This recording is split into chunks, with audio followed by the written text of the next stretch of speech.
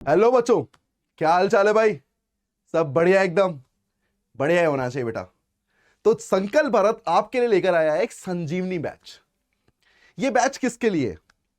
इस बैच में पूरा 11 का सिलेबस कंप्लीट कराया जाएगा। तो 11 का सिलेबस कंप्लीट कराया जाएगा, इसका मतलब बहुत बेसिक से लेकर बहुत हाई लेवल तक अपन इसको लेकर जाने वाले हैं, जैसा एडवांस पूछता है। यहां पर 11 के बच्चे तो इसे पढ़ ही सकते हैं बढ़िया से, आराम से। जिनको कुछ भी नहीं आता है वो भी यहां से स्टार्ट कर सकते हैं। बेस्ट पार्ट है, आप स्टार्ट करें। 12th का बच्चा इसे रिवाइज करते समय यूज कर सकता है। रिपीटर्स का बच्चा भी इसे फुल्ली रिवीजन के थ्रू यूज कर सकता है। मतलब ये सबके लिए 11th, 12th और रिपीटर्स। तो बेटा जितना परफेक्ट आपको यहां पर बनाया जा सकता है ना, उतना परफेक्ट बनाने की कोशिश करेंगे आपको। तो आज संजीवनी जेई का सबसे पहला लेक्चर लेकर आ रहे हैं केमिस्ट्री में आईयूपीएसी नॉमेनक्लेचर। नॉमेनक्लेचर में कुछ बेसिक टर्म्स भी आएंगे, कुछ कार्बन कंटेनिंग कंपाउंड्स भी आएंगे। कंपाउंड्स कैसे बनते हैं वो हम बताएंगे। मतलब बहुत बेसिक पार्ट से स्टार्ट करेंगे और इसकी नेमिंग तक हम लेकर जाने वाले हैं इस लेक्चर में। तो आज का स्टार्ट करते हैं। आज का गोल क्या है जरा देख लेते हैं। Basic concept of organic compound, सबसे पहला ही हम बेसिक कॉन्सेप्ट, मतलब यहां पर हम डिग्री पढ़ेंगे। Degree of carbon, degree of amine, degree of alcohol, इन सब के बारे में बहुत डीप में जाकर पढ़ने वाले हैं। Second topic IUPAC nomenclature of alkane. Alkane की पूरी तरीके से नेमिंग पढ़ने वाले हैं, चाहे वो एल्केन नॉर्मल एल्केन हो, चाहे वो ब्रांच्ड एल्केन हो, चाहे वो रूट चेन वाली एल्केन हो, ये सभी यहां पर हम कवर करने वाले हैं। बात करते हैं IUPAC nomenclature of alkene. Alkene मतलब मल्टीपल बॉन्ड कंटेनिंग की क्या नेमिंग होती है, क्या उसके रूल्स होते हैं, ये हम यहां पर कवर करने वाले हैं। IUPAC nomenclature of alkyne, triple bond. Triple bond की बात मतलब एल्काइन की भी हम यहां पर पूरी तरीके से बात करने वाले हैं। मतलब आज का हमारा गोल यह है कि हम बेसिक कॉन्सेप्ट पढ़ेंगे और मल्टीपल बॉन्ड, सिंगल बॉन्ड, इन सब की पूरी तरीके से नेमिंग और रूल के बारे में जानने वाले हैं। तो चलिए एक बहुत ही अच्छी और बहुत भयंकर एनर्जी के साथ शुरू करते हैं। सबसे पहला topic organic compounds. Organic compounds कहां पर मिलते हैं, सबसे पहले हम यह बात करते हैं। जनरली जब स्टार्ट किया गया ना, तो हमें यह बताया गया कि ऑर्गेनिक कंपाउंड्स हमेशा लिविंग थिंग्स में पाए गए। ठीक है, कुछ और पार्ट्स भी थे जैसे इनऑर्गेनिक कंपाउंड्स। इनऑर्गेनिक कंपाउंड्स की बात करें तो इनऑर्गेनिक कंपाउंड्स हमेशा क्या होते हैं, हमेशा वहां पर हम ये कह सकते हैं कि इनऑर्गेनिक कंपाउंड्स में आप कभी भी कोई चीज फॉर्म कर सकते हो, लेकिन ऑर्गेनिक कंपाउंड्स कभी भी फॉर्म नहीं किए जा सकते। मतलब ऑर्गेनिक कंपाउंड्स एक टर्म्स में मिलते हैं। ठीक है, जैसे कोई भी चीज अगर मुझे मीथेन मिल रही है, मुझे इथेन मिल रही है, तो कहीं ना कहीं ये हमें पूरी तरीके से इस फॉर्म में मिलती है। बात करते हैं कि ऑर्गेनिक कंपाउंड्स को क्या बनाया जा सकता है। बिल्कुल बनाया जा सकता है। एक एग्जांपल मैं आपको देता हूं, बहुत छोटा सा एग्जांपल है जो अभी पूछा नहीं जाएगा, लेकिन आपके टर्म्स में याद रहना चाहिए आपको। जैसे यूरिया, इनऑर्गेनिक कंपाउंड से ये फॉर्म किया गया था और ऑर्गेनिक कंपाउंड्स मुझे यूरिया मिली थी। मतलब लिविंग थिंग्स के साथ साथ अब यह भी प्रूफ हो गया कि आप ऑर्गेनिक कंपाउंड्स को फॉर्म भी कर सकते हो। ये तो बहुत बेसिक सा नॉलेज हो गया, ऑर्गेनिक कंपाउंड्स क्या होते हैं, किस तरीके से किए जाते हैं। अब बात करते हैं कि ऑर्गेनिक कंपाउंड्स को कितने तरीके से रिप्रेजेंट किया जा सकता है, कितने तरीके से उसे शो किया जा सकता है। तो बेसिकली हम तीन पार्ट यहां पर कंप्लीट करेंगे। पहला आता है मॉलिक्यूलर फॉर्मूला। मॉलिक्यूलर फॉर्मूले का क्या मतलब है? मॉलिक्यूलर फॉर्मूले का सिंपल सा मतलब है कि आपको यहां पर डिफरेंट एटम दिखेंगे जिन्हें कुछ इस फॉर्म में लिखा जा सकता है। जैसे कि एग्जांपल देखिएगा C2H6। मतलब इस मॉलिक्यूलर फॉर्मूले में मुझे यह दिखाई दे रहा है कि यहां पर कार्बन कितने हैं, 2 हैं, और हाइड्रोजन कितने हैं, 6। अब ये किस तरीके से बने होंगे इसके बारे में मॉलिक्यूलर फॉर्मूला कुछ भी नहीं बताता है। मॉलिक्यूलर फॉर्मूला सिर्फ यह बताता है कि डिफरेंट एटम कितने हैं, उनको शो करने का यह तरीका होता है। यह है मॉलिक्यूलर फॉर्मूले को शो करने का तरीका। मॉलिक्यूलर फॉर्मूले का ही एक और पार्ट आता है बेटा, जिसे हम कहते हैं स्ट्रक्चरल फॉर्मूला। जिसे हम कहते हैं स्ट्रक्चरल फॉर्मूला। स्ट्रक्चरल फॉर्मूला क्या रिप्रेजेंट करता है, जरा हम ये समझते हैं। स्ट्रक्चरल फॉर्मूला हमें क्या रिप्रेजेंट करता है?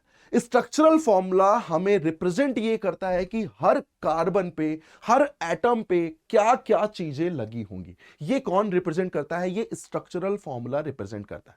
जैसे जैसे मैं इसी का एग्जांपल लूं तो ये 2 कार्बन कुछ इस तरीके से रहे होंगे और इन दोनों कार्बन पे टोटल हाइड्रोजन कितने हैं? टोटल हाइड्रोजन 6 है। इसका मतलब अगर मैं कार्बन की वैलेंसी की बात करूं तो क्या कार्बन की वैलेंसी 4 होती है?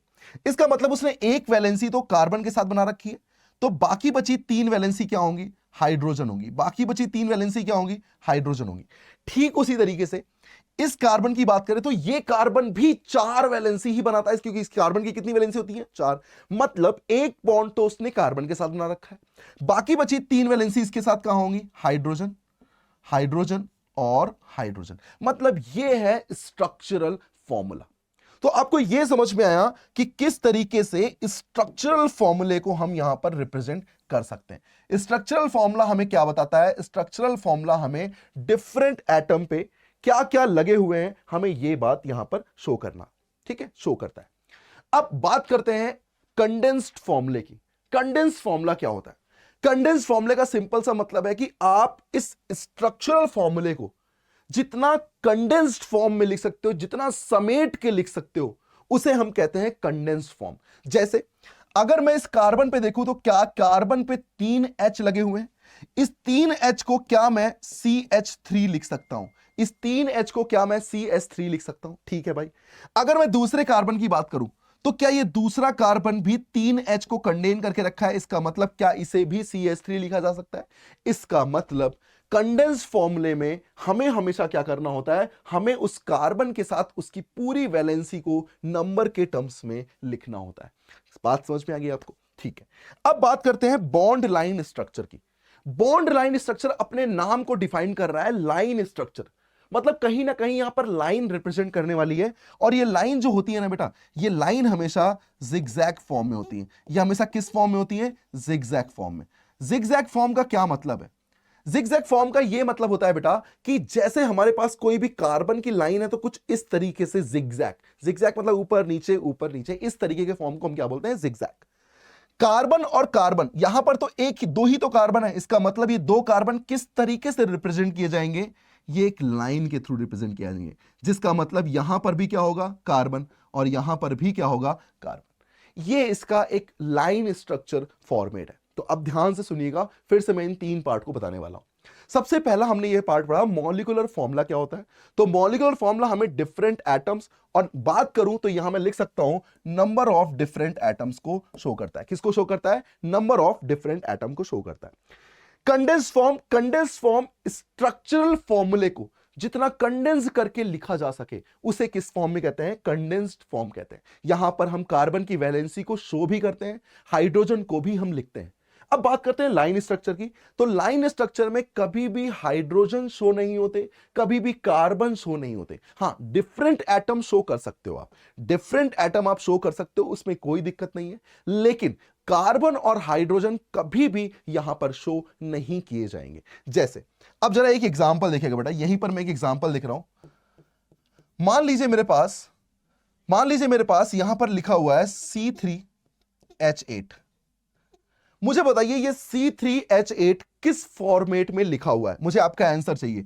क्या ये मॉलिक्यूलर फॉर्मूला है? क्या ये मॉलिक्यूलर फॉर्मूले के टर्म में लिखा हुआ है? ठीक है भाई, मतलब इसे हम क्या कहेंगे? Molecular formula representation. अगर मैं तुमसे बोलूं तो स्ट्रक्चरल फॉर्मूला क्या होगा, तो क्या मुझे पता था कि कार्बन 3 है, इसका मतलब मुझे 3 कार्बन शो करने होंगे। क्या मुझे हाइड्रोजन भी शो करने होंगे? बिल्कुल शो करने होंगे। क्या इस पर हाइड्रोजन कितने लग सकते हैं? 3 वैलेंसी फ्री है बेटा, क्योंकि एक ही तो कार्बन से जुड़ा हुआ था। तो बची हुई 3 वैलेंसी को मैं किससे रिप्रेजेंट करूंगा? हाइड्रोजन से। जरा बीच वाले कार्बन को देखिए, बीच वाला कार्बन 2 वैलेंसी से कनेक्टेड है। इसका मतलब इसकी कितनी वैलेंसी फ्री है? 2 वैलेंसी फ्री है। इसका मतलब यहां पर हाइड्रोजन कितने फ्री होंगे? 2 फ्री होंगे, क्योंकि यहां पर टोटल वैलेंसी कितनी होती है? 4। 3 वैलेंसी अगर बात करूं, यहां मैंने 3 क्यों लिखा? क्योंकि एक वैलेंसी बिजी थी, फ्री वैलेंसी हाइड्रोजन होती है, इसीलिए मैंने यहां पर 3 शो किया। यहां 2 वैलेंसी बिजी थी, 2 फ्री थी, इसीलिए मैंने यहां पर 2 हाइड्रोजन शो किए। आप मुझे बताइए किनारे वाले कार्बन पे क्या एक वैलेंसी बिजी है? कितने हाइड्रोजन लिखे जाने चाहिए? तो बेटा 3 वैलेंसी फ्री हो जाएगी, इसका मतलब तीनों फिर क्या होंगे? हाइड्रोजन होंगे। क्या ये कुछ इस तरीके से रिप्रेजेंट किया जाना चाहिए? क्या मैं कह सकता हूं कि ये जो रिप्रेजेंटेशन है ये कहीं ना कहीं स्ट्रक्चरल फॉर्मूला रिप्रेजेंटेशन है? कौन सा formula? Structural formula.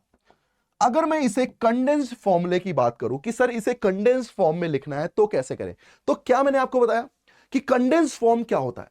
Condensed form में हम कार्बन और हाइड्रोजन को पूरी तरीके से समेट के लिखते हैं। मतलब यहां मुझे लिखना चाहिए था CH3, यहां मुझे लिखना चाहिए था CH2 और यहां मुझे लिखना चाहिए था CH3। इसका मतलब यह है इसका कंडेंस्ड फॉर्म। ये इसका कौन सा फॉर्म है? Condensed form. क्या आपको यह बात क्लियर होती है? अगर यहां पर मैं इससे बॉन्ड लाइन स्ट्रक्चर की बात करूं तो क्या बॉन्ड लाइन जिगजैग स्ट्रक्चर होता है? 3 कार्बन को जिगजैग तरीके से शो करना, जरा ध्यान से देखिएगा, क्या उसे इस तरीके से शो करेंगे? कैसे किया मैंने? ये कार्बन है बेटा, ये कार्बन है बेटा और ये कार्बन है। अगर मान लीजिए एक और कार्बन होता तो क्या मैं उस एक कार्बन को ऐसे शो करता? अगर होता, लेकिन यहां तो 3 ही थे, इसीलिए मैंने यहां पर 3 कार्बन शो किए। क्या ये बॉन्ड लाइन स्ट्रक्चर है? क्या ये बॉन्ड लाइन स्ट्रक्चर की बात हो रही है? तो अब मुझे आप बताइए, क्या आप तीनों चारों टाइप के जो स्ट्रक्चर है इनको बनाना जान सकते हैं? इनको आसानी से बना सकते हैं। एनसीईआरटीज हम यहां पर पूरी तरीके से कवर करने वाले हैं। एनसीईआरटी के जो एग्जाम्पल है, एनसीईआरटी के जो एक्सरसाइज में क्वेश्चन है, उनकी पूरी तरीके से प्रैक्टिस यहां पर हम आपको कराने वाले हैं। ये आप बिल्कुल निश्चिंत रहें कि आप संजीवनी बैच में आपको बाद में एनसीईआरटी अलग से नहीं पढ़नी पड़ेगी। पूरे के पूरे क्वेश्चंस आपको यहीं पर मैं करा दूंगा। बात समझ में आ गई आपको? चलिए आगे की बात करते हैं। ये छोटे छोटे रिप्रेजेंटेशन थे, जस्ट आगे एक क्वेश्चन लेकर आए। ये आपके एनसीईआरटी का एज इट इज क्वेश्चन है, जरा ध्यान से देखिएगा। Expand each of the following concern formulas into their complete structural formulas. आपको यहां पर कंडेंस्ड फॉर्म दिया गया है। कंडेंस्ड फॉर्म को आपको किस में कन्वर्ट करना है? स्ट्रक्चरल फॉर्मूले में करना है। चलिए ट्राई करिए बेटा, आपको ट्राई करना है। स्क्रीनशॉट लीजिए और ट्राई करिए, पॉज करिए वीडियो को और यहां चीजों पे ट्राई करिए। जितना आप बनाओगे ना उतना बेस्ट है बेटा। मैं यही कह रहा हूं, आपको प्रैक्टिस बहुत अच्छी करनी है यहां पर। चलिए ए ऑप्शन को मैं यहां सॉल्व कर रहा हूं। ए ऑप्शन किस तरीके से बनना चाहिए था? क्या ए ऑप्शन में आपको दिख रहा है कि काफी सारे कार्बन्स यहां पर लगे हुए हैं, काफी सारे हाइड्रोजन्स लगे हुए हैं, लेकिन कितने हाइड्रोजन किस कार्बन पे लगे हैं, क्या यही हमें स्ट्रक्चरल फॉर्मूले में शो करना होता है? बात समझ में आ गई क्या? चलिए इसे मैं इधर ना सॉल्व करके यहां सॉल्व कर देता हूं, यहां पर जगह है पूरी। क्या मुझे सबसे पहले कार्बन बनाने चाहिए? मैंने कार्बन बना दिए।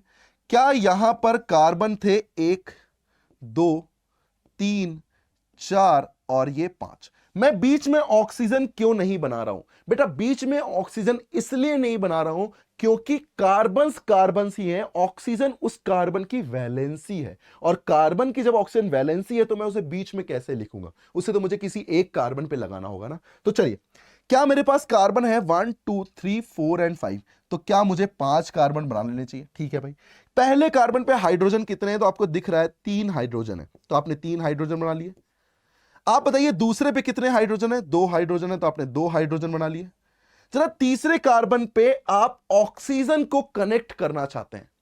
बेटा ऑक्सीजन जिस फैमिली से बिलोंग करता है उस फैमिली में उसकी वैलेंसी जो होती है, बॉन्ड वैलेंसी उसकी 2 होती है। इसका मतलब वो 2 वैलेंसी को कंटेन करता है।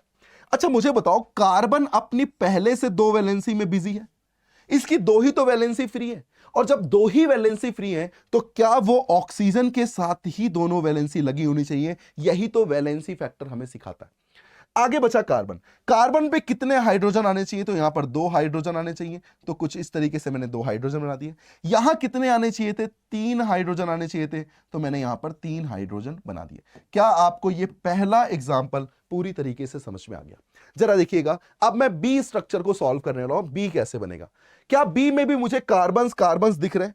बस मुझे थोड़ा सा यह ध्यान देना है कि यहां पर जो होल थ्राइस लिखा हुआ है ना, इसका मतलब क्या है? इसका मतलब बड़ा समझिएगा। ये जो CH2 के टर्म्स में थ्राइस लिखा होता है, CH2 का मतलब क्या हुआ कि कहीं ना कहीं कार्बन 2 वैलेंसी से जुड़ा है, कहीं ना कहीं कार्बन 2 वैलेंसी से जुड़ा है। 2 वैलेंसी उसकी फ्री थी जिसे मैंने हाइड्रोजन के टर्म्स में ऐड किया है। अब यार 2 वैलेंसी फ्री है तो हाइड्रोजन तो लग गए।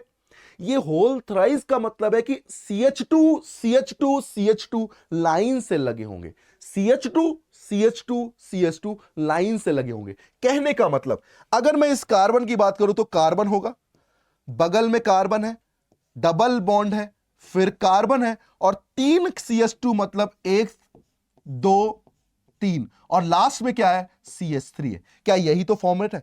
अब मुझे शो क्या कर रहा है, सिर्फ और सिर्फ हाइड्रोजन। यहां कितने हाइड्रोजन हो सकते हैं, तो सर 3 हो सकते हैं।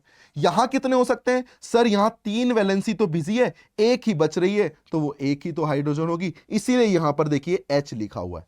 ठीक उसी तरीके से यहां पर 3 वैलेंसी बिजी थी, तो एक ही तो फ्री थी, तो हाइड्रोजन कितने लिखोगे, 1 लिखोगे। आगे की बात करते हैं, क्या ये सब CH2 CH2 CH2 है, तो मैंने यहां पर कहीं ना कहीं इन हाइड्रोजन को ऐसे रिप्रेजेंट कर दिया है। क्या ये मुझे समझ में आ गया है कि किस तरीके से स्ट्रक्चरल फॉर्मूला मुझे बनाना आना चाहिए? ठीक है, अब मेरा क्वेश्चन ये है, इन दोनों चीजों को आपको लाइन, बॉन्ड लाइन स्ट्रक्चर्स में सॉल्व करना है। आपको किस में सॉल्व करना है, बॉन्ड लाइन स्ट्रक्चर में सॉल्व करना है। जरा सॉल्व करके दिखाइए कि बॉन्ड लाइन स्ट्रक्चर आप किस तरीके से बनाओगे। क्या बॉन्ड लाइन स्ट्रक्चर हमें जिगजैग फॉर्म को बताता है? हमें किसको बताता है, जिगजैग फॉर्म को। जरा ध्यान से देखिए, पहले में कार्बन कितने हैं, 1 2 3 4 5, तो मैंने जिगजैग फॉर्म को फॉलो करता हुआ 5 कार्बन का ये चेन बना दिया, जिसमें मुझे ये दिख रहा है 1 कार्बन, 2 कार्बन, 3 कार्बन, 4 कार्बन और ये 5 कार्बन। क्या कभी भी बॉन्ड लाइन स्ट्रक्चर में हाइड्रोजन शो करते हैं? कभी नहीं करते। क्या कभी कार्बन शो करते हैं? कभी नहीं करते। लेकिन हेट्रो एटम, हेट्रो का मतलब क्या हुआ, अलग, जो कार्बन और हाइड्रोजन से अलग हो उसे हम क्या कहते हैं, हेट्रो एटम। ठीक है, तो मुझे बताइए हेट्रो एटम्स का मतलब हुआ जैसे ऑक्सीजन, क्या ये तीसरे कार्बन पे ऑक्सीजन लगा हुआ है? क्या ऑक्सीजन 2 वैलेंसी को कंटेन करता है, 1 2 और 3, तो क्या यहां पर ऑक्सीजन कुछ इस तरीके से लग जाएगा, और ये है इसका बॉन्ड लाइन स्ट्रक्चर। जरा बी वाले को बॉन्ड लाइन स्ट्रक्चर में सॉल्व करते हैं। जरा ध्यान से देखिएगा, बॉन्ड लाइन स्ट्रक्चर में क्या मुझे दिख रहा है कि बॉन्ड लाइन स्ट्रक्चर इसका अगर मुझे सॉल्व करना है, कितने कार्बन है, 1 2 3, 3 और 3 6 एंड 1 7, क्या टोटल 7 कार्बन है। क्या मुझे 7 कार्बन को जिगजैग फॉर्म में बनाना है, 5 तो ये हो गए, 6 एंड 7, क्या यही होना चाहिए? अब जरा ध्यान से देखिएगा, सेकंड कार्बन और थर्ड कार्बन के बीच में डबल बॉन्ड है, सेकंड कार्बन और थर्ड कार्बन के बीच में क्या है, डबल बॉन्ड है, बना दिया भाई। क्या बाकी सब कुछ CH2 CH2 CH2 then CH3 है? अगर आप चेक करो तो ये एग्जैक्टली इस स्ट्रक्चरल फॉर्मूले का बॉन्ड लाइन स्ट्रक्चर है। अब बताइए, क्या आपको ये तीनों चारों टाइप जो भी हैं, condense form, structure form, molecular formula और बॉन्ड लाइन स्ट्रक्चर, ये क्या सारे टर्म्स क्लियर हो चुके हैं आपके? चलिए आगे बढ़ते हैं। यहां पर एक एग्जांपल और है, यहां पर एग्जांपल देखिएगा जरा। For each the following compounds, write a condensed formula and also their bond line formula. आपके पास ये कुछ स्ट्रक्चर बने हुए हैं, ठीक है, कंडेंस फॉर्म मुझे दिख रहा है, आप उसे बॉन्ड लाइन स्ट्रक्चर में चेंज कर सकते हैं क्या? बिल्कुल चेंज कर सकते हैं। मेरे ख्याल से ये आपको सॉल्व करना चाहिए, खुद से सॉल्व करना चाहिए, इसीलिए मेरे बनाने से पहले आप इसे सॉल्व कर लें। फटाफट सॉल्व कर ले बेटा, बिल्कुल टाइम पास ना करें, कॉपी किताब लेकर, कॉपी और पेन लेकर बैठे बेटा, क्योंकि कॉपी पेन लेकर थोड़ा हाथ चलेगा तो आपके दिमाग में चीजें सेट हो जाएंगी। ठीक है, चलिए, क्या मुझे दिख रहा है कि यहां पर अगर मैं चीजों को ड्रॉ करना चाहूं तो मुझे दिख रहा है कि कार्बन कितने हैं, 1 2 3 4, और ध्यान से देखिए, क्या यहां CH3 CH3 CH3 है? ये क्या बताना चाह रहा है, CH3 कहीं पर अटैच होता है, तो बेटा CH3 अटैच हो रहा है, किसी से अटैच हो रहा है, तो CH3 तो टर्मिनल पोजीशन ही हो सकता है। ऐसा मैं क्यों बोल रहा हूं, क्योंकि कार्बन की 4 ही तो वैलेंसी होती है, एक कनेक्टेड होगी तो 3 वैलेंसी हाइड्रोजन को शो कर रही है, मतलब वो CH3 बीच में नहीं लगा होगा, वो CH3 किसी कोने में लगा होगा, अकेले किसी से अटैच होगा। क्या यही तो वो बताना चाहता है? तो जरा ध्यान से देखिएगा बेटा, कार्बन कार्बन कार्बन, ये 4 कार्बन तो मुझे क्लियरली दिख रहे हैं, जिस पर CH3 कहीं ना कहीं जुड़ा होगा इस तरीके से। फिर ये कार्बन दिख रहा है जिस पर CH3 कहीं ना कहीं जुड़ा होगा, और यहीं से एक और वैलेंसी से क्या जुड़ा होगा, CH3। जरा ध्यान से समझिएगा, पहले मैं इसे किस तरीके से ड्रॉ करता हूं, ऐसे ही आपको ड्रॉ करना चाहिए। पहले पे C लगा हुआ है, C से OH लगा हुआ है, छोटा छोटा यहां बना सकते हैं। फिर मेरे पास C लगा हुआ है, फिर मेरे पास यहां C है, और C से अब क्या लगा हुआ है, CH3, फिर C है, और C से क्या लगा हुआ है, 2 CH3, एक ये CH3, एक आगे बढ़ता हुआ ये CH3। क्या यही आपको यहां पर शो कर रहा है? ठीक है, अब जरा ध्यान से इसे देखिएगा, इसे अगर मुझे बॉन्ड लाइन स्ट्रक्चर में बनाना हो, जरा ध्यान से इसे देखिएगा, थोड़ा सा इसे कर देते हैं, साफ साफ बना देते हैं जिससे कि आपको ये क्लियरली दिख जाए। तो जरा देखिएगा, यहां ए ऑप्शन को मैं सॉल्व कर रहा हूं।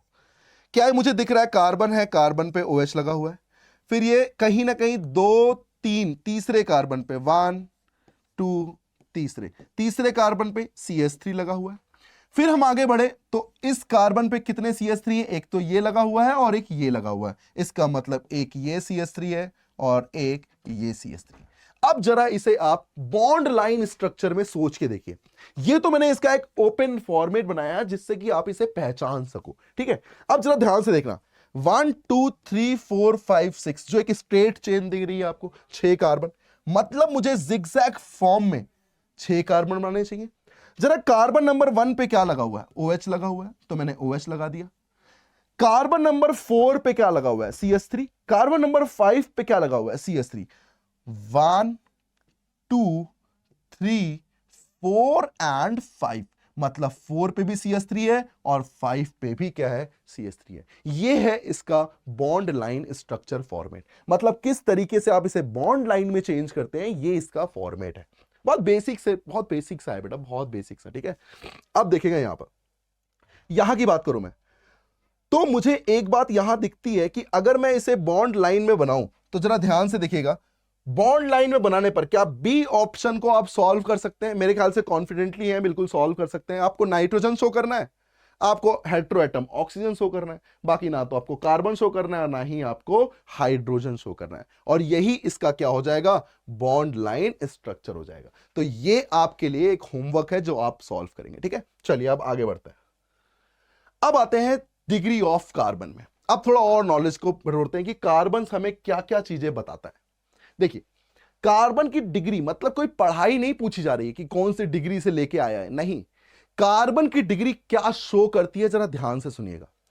The number of carbon number of carbon atoms directly attached with the carbon, directly attach होना चाहिए, टोटल नहीं, डायरेक्टली अटैच। जैसे मान लीजिए मेरे पास एक ये कार्बन है, इस कार्बन से मैंने एक कार्बन कनेक्ट किया, यहां 2 किए, यहां मैंने एक किया, और इस तरीके से यहां मैंने कुछ इस तरीके से ये बना दिया। अब मान लीजिए मुझे इस कार्बन की डिग्री पूछी जाए, किसकी डिग्री पूछी जाए, इसकी।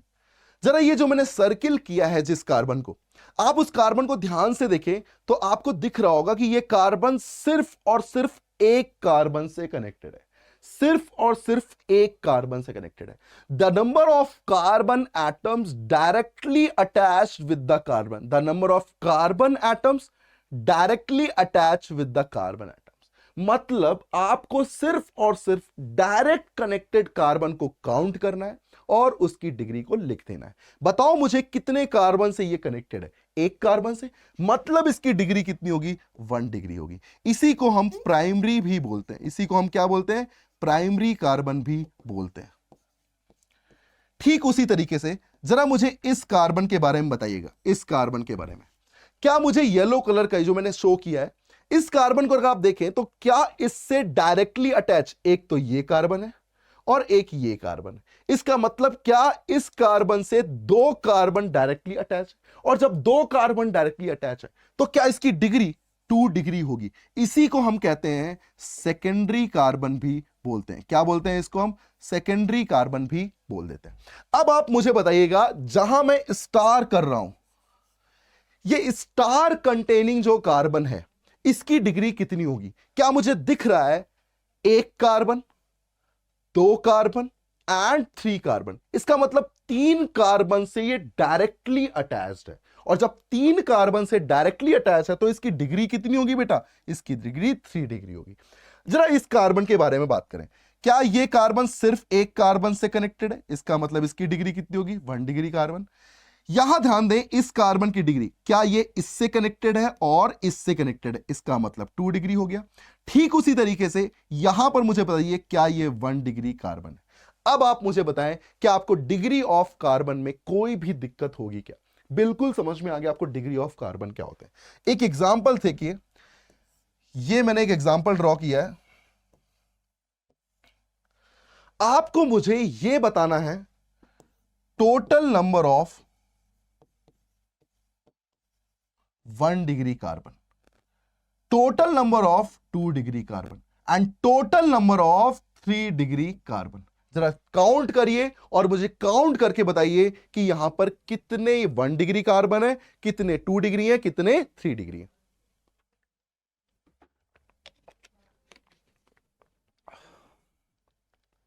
काउंट कर लिया आपने, ठीक है। देखिएगा जरा, जरा मुझे बताइएगा ये जो कार्बन है जिस पर मैं पॉइंट कर रहा हूं, ये कितने डिग्री का है? क्या ये सिर्फ और सिर्फ इससे कनेक्टेड है? इसका मतलब इसकी डिग्री कितनी हो गई? 1 डिग्री कार्बन। जिस पर पॉइंट किया है, अब बताइए क्या ये 2 डिग्री कार्बन है? क्योंकि ये कितने कार्बन से डायरेक्टली अटैच है? 2 कार्बन से। इसका मतलब इस पर कितनी डिग्री होगी? 2 डिग्री होगी। यहां पर ध्यान दीजिए, क्या ये 3 कार्बन से डायरेक्टली अटैच है? इसका मतलब कितनी डिग्री होगी? 3 डिग्री कार्बन होगी।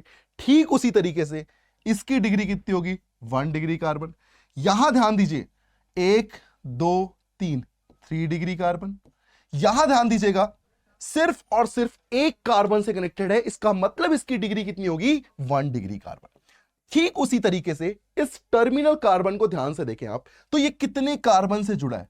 सिर्फ और सिर्फ एक कार्बन से जुड़ा है, मतलब 1 डिग्री कार्बन। क्या आपको डिग्री ऑफ कार्बन पूरी तरीके से सही फॉर्म में आपने निकाल लिया? तो बताइए टोटल 1 डिग्री कितने हैं? 1 2 3 and 4। The answer is 4। Total 2 degree क्या आपको सिर्फ और सिर्फ एक दिख रहा है?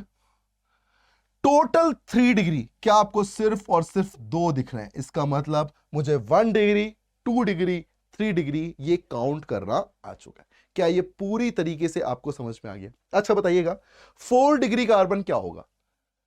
4 डिग्री कार्बन का मतलब है एक कार्बन जो 4 कार्बन से डायरेक्टली अटैच हो, उसे हम 4 डिग्री कार्बन बोलेंगे। क्या 4 डिग्री में कोई भी दिक्कत नहीं है? ठीक है।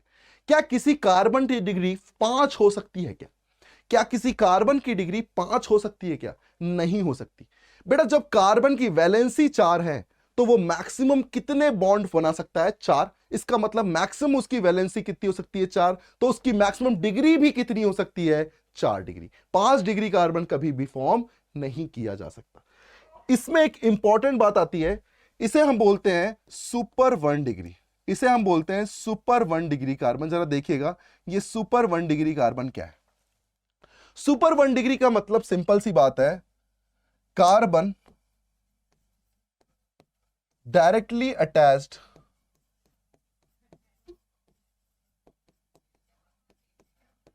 With hetero atoms. सिर्फ किससे अटैक होना चाहिए? हेट्रो एटम से। मतलब जैसे मान लीजिए कि मेरे पास ये कार्बन है, ये यहां पर मैंने ऑक्सीजन दे दिया है।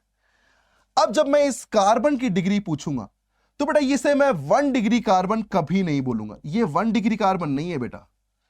क्यों 1 डिग्री कार्बन नहीं है? क्योंकि डिग्री ऑफ कार्बन मुझे नंबर ऑफ कार्बन्स को अटैचमेंट में बताती है। मतलब डायरेक्टली अटैच क्या होने चाहिए? कार्बन। यहां मुझे कहीं दूर दूर तक भी कार्बन नजर नहीं आ रहा है। तो मुझे बताओ क्या ये सिर्फ और सिर्फ ऑक्सीजन से जुड़ा हुआ है? इसका मतलब इसकी डिग्री क्या होगी? इसकी डिग्री होगी सुपर 1 डिग्री कार्बन। अब जरा ध्यान से एक एग्जांपल देखिएगा। इस एग्जांपल को अपन बहुत प्रॉपर वे में करने वाले हैं। जरा ध्यान से देखिए बेटा, मान लीजिए मेरे पास कुछ इस तरीके से ये कनेक्टेड। बहुत अच्छा एग्जांपल है बेटा, बहुत अच्छा एग्जांपल। इसमें आपको गलतियां जरूर आप करोगे, इसलिए मैं कह रहा हूं बहुत ध्यान से करना है इस क्वेश्चन। देखिए ध्यान से देखिएगा, जब मैं इस कार्बन की डिग्री पूछूंगा जिस पर मैंने स्टार किया है ग्रीन कलर से, अगर मैं इसकी डिग्री पूछूं, क्या मैं इसका आंसर कभी भी 1 डिग्री बोल सकता हूं क्या? क्या मैं इसका आंसर कभी 1 डिग्री बोल सकता हूं क्या? नहीं बेटा। ये 1 डिग्री इसलिए नहीं है क्योंकि ये कार्बन से थोड़ी अटैच है, ये तो एक हेट्रो एटम से अटैच है ना, और हेट्रो एटम से अटैच है तो वो डिग्री में तो काउंट नहीं होता। इसीलिए इसको बोलते हैं सुपर 1 डिग्री कार्बन। इसे हम क्या बोलते हैं? Super 1 degree carbon. खास बात, अब जरा यहां जिस पे मैंने पॉइंट किया है, क्या ये पॉइंट वाला कार्बन 3 डिग्री कार्बन है? नहीं बेटा। क्यों नहीं है? क्योंकि सर ये डायरेक्टली एक कार्बन 2 कार्बन, ये कोई कार्बन थोड़ी है। इसका मतलब इसकी डिग्री 2 होगी, इसकी डिग्री 3 नहीं होगी। मतलब ये कौन से डिग्री का कार्बन है, ये किस डिग्री का कार्बन है, ये 2 डिग्री कार्बन है। कई बच्चे यहां पर 3 डिग्री लिख देते हैं, यही गलती को बस दूर करना है बेटा, ठीक है। चलिए इसकी बात करते हैं, इस पॉइंट वाले की, टर्मिनल की। क्या ये सिर्फ और सिर्फ एक कार्बन से कनेक्टेड है, इसका मतलब इसकी डिग्री कितनी होगी, 1 डिग्री कार्बन। क्या ये सिर्फ और सिर्फ 2 कार्बन से कनेक्टेड है, एक ये और एक ये, इसका मतलब 2 डिग्री कार्बन। क्या ये सिर्फ और सिर्फ एक कार्बन से कनेक्टेड है, मतलब इसकी डिग्री कितनी होगी, 1 डिग्री कार्बन इसकी डिग्री होगी। ठीक है, बात समझ में आ गई आपको। इसी में एक अगला पार्ट आता है जिसे हम कहते हैं डिग्री ऑफ हाइड्रोजन। इसे हम क्या कहते हैं, डिग्री ऑफ हाइड्रोजन। समझिएगा डिग्री ऑफ हाइड्रोजन क्या है। सिंपल, जिस डिग्री का कार्बन हो, जिस भी डिग्री का कार्बन हो, उस पर प्रेजेंट जितने भी हाइड्रोजन हैं वो उसी डिग्री को कंटेन कर लेते हैं। मतलब क्या हुआ इसका, समझिएगा जरा। मतलब यह है बेटा कि अगर मैं यहां पर इन हाइड्रोजन्स की बात करूं तो बेटा मुझे बताइएगा, क्या यहां पर जो ये कार्बन है, क्या यहां जो ये कार्बन है, ये कार्बन कहीं ना कहीं अपने आप में 1 डिग्री कार्बन आपको दिख रहे हैं या नहीं दिख रहे हैं, बताइए जरा। 1 डिग्री कार्बन क्यों है, क्योंकि सर ये सिर्फ और सिर्फ एक कार्बन से कनेक्टेड है। तो बेटा 1 डिग्री कार्बन पे प्रेजेंट जितने भी हाइड्रोजन हैं ये सबके सब 1 डिग्री हाइड्रोजन होंगे। ठीक उसी तरीके से क्या ये भी 1 डिग्री कार्बन है, इसका मतलब इस पर प्रेजेंट जितने भी हाइड्रोजन होंगे ये सब 1 डिग्री हाइड्रोजन होंगे। वो सब क्या होंगे, 1 डिग्री हाइड्रोजन होंगे। एक एग्जांपल देखेगा बेटा, एक एग्जांपल देखेगा, बताइएगा जरा एग्जांपल देखकर कि यहां पर कितने 1 डिग्री हाइड्रोजन है, कितने 2 डिग्री हाइड्रोजन है और कितने 3 डिग्री हाइड्रोजन है। मैं यहां कार्बन नहीं पूछ रहा हूं, मैं सिर्फ total 1 degree hydrogen, total 1 degree hydrogen, 2 degree hydrogen और 3 डिग्री हाइड्रोजन बोल रहा हूं। जरा फटाफट सॉल्व करिए, गलती बिल्कुल मत करिएगा, गलती के कोई भी चांस यहां पर बिल्कुल नहीं रखना है अपने को, ठीक है। फुल एकदम सही होना चाहिए बेटा, फुल एकदम सही होना चाहिए। देखिए काउंट करिए, फटाफट काउंट करिए।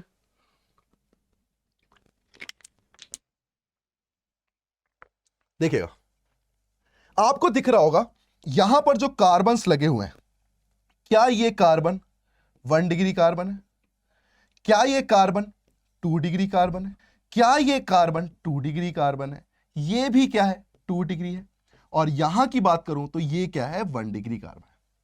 क्या आपको कार्बन पूरी तरीके से देखना आ गया, ठीक है। उस पर प्रेजेंट सारे हाइड्रोजन उसकी डिग्री को कंटेन करते हैं, मतलब 1 डिग्री कार्बन पर प्रेजेंट सारे हाइड्रोजन 1 डिग्री हाइड्रोजन होंगे, 2 डिग्री कार्बन पे सारे हाइड्रोजन 2 डिग्री हाइड्रोजन होंगे, ठीक है भाई। क्या यहां पर हाइड्रोजन की जो नंबर्स होंगे वो 3 होने चाहिए, क्यों, क्योंकि एक वैलेंसी तो सर कनेक्टेड है, बाकी बची 3 वैलेंसी फ्री हाइड्रोजन होंगी। इसका मतलब क्या यहां हाइड्रोजन 3, यहां हाइड्रोजन 3, क्या टोटल 1 डिग्री हाइड्रोजन 6 होने चाहिए कि नहीं होने चाहिए, आप मुझे बताइए। ठीक उसी तरीके से 2 डिग्री हाइड्रोजन की बात करूं, 2 डिग्री कार्बन पे 2 तो वैलेंसी बिजी है, क्या बची सिर्फ 2 वैलेंसी, अब दोनों क्या होंगी, हाइड्रोजन होंगी। मतलब 2 हाइड्रोजन, 2 हाइड्रोजन और 2 हाइड्रोजन, क्या टोटल 6 हाइड्रोजन होने चाहिए। इसका मतलब 2 डिग्री हाइड्रोजन भी कितने होंगे, 6 होंगे। अब बात करें 3 डिग्री हाइड्रोजन की, तो बेटा 3 डिग्री जब कार्बन ही नहीं है तो फिर हाइड्रोजन कहां से लेके आओगे, इसका मतलब 3 डिग्री हाइड्रोजन यहां पर क्या होंगे, 0 होंगे। क्या आपको यह पूरी तरीके से बात समझ में आ गई है, क्लियर है सर, बढ़िया क्लियर, ठीक है। चलिए आगे की बात करते हैं। आगे यहां कुछ क्वेश्चन दे रहा हूं मैं, जरा इन क्वेश्चंस को सॉल्व करें, जिसमें एग्जांपल नंबर 1 है, फटाफट सॉल्व करना है बेटा आपको। इसमें क्वेश्चन क्या दिया गया है, देखिए जरा ध्यान से। आपसे क्वेश्चन ये पूछा गया है, total 1 degree, 2 degree, 3 degree carbon in the given following compounds. आपको सिर्फ नंबर ऑफ कार्बन बताने हैं, टोटल 1 डिग्री, टोटल 2 डिग्री और टोटल 3 डिग्री। जरा फटाफट यहां पर देख के बताइए, तब तक मैं एग्जांपल नंबर 2 देख लेता हूं। आपको फटाफट सॉल्व करना है बेटा, बिल्कुल गलती नहीं करनी है, 1% भी गलती नहीं होनी चाहिए यहां पर, ठीक है। कुछ यहां पर मैं आपको सुपर 1 डिग्री भी दूंगा, इसलिए सुपर 1 डिग्री के लिए बिल्कुल तैयार रहे।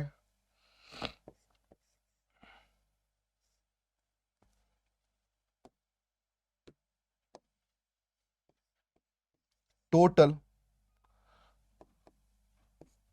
टोटल 1 डिग्री, 2 डिग्री, 3 डिग्री और सुपर 1 डिग्री भी यहां पर ऐड कर रहा हूं मैं।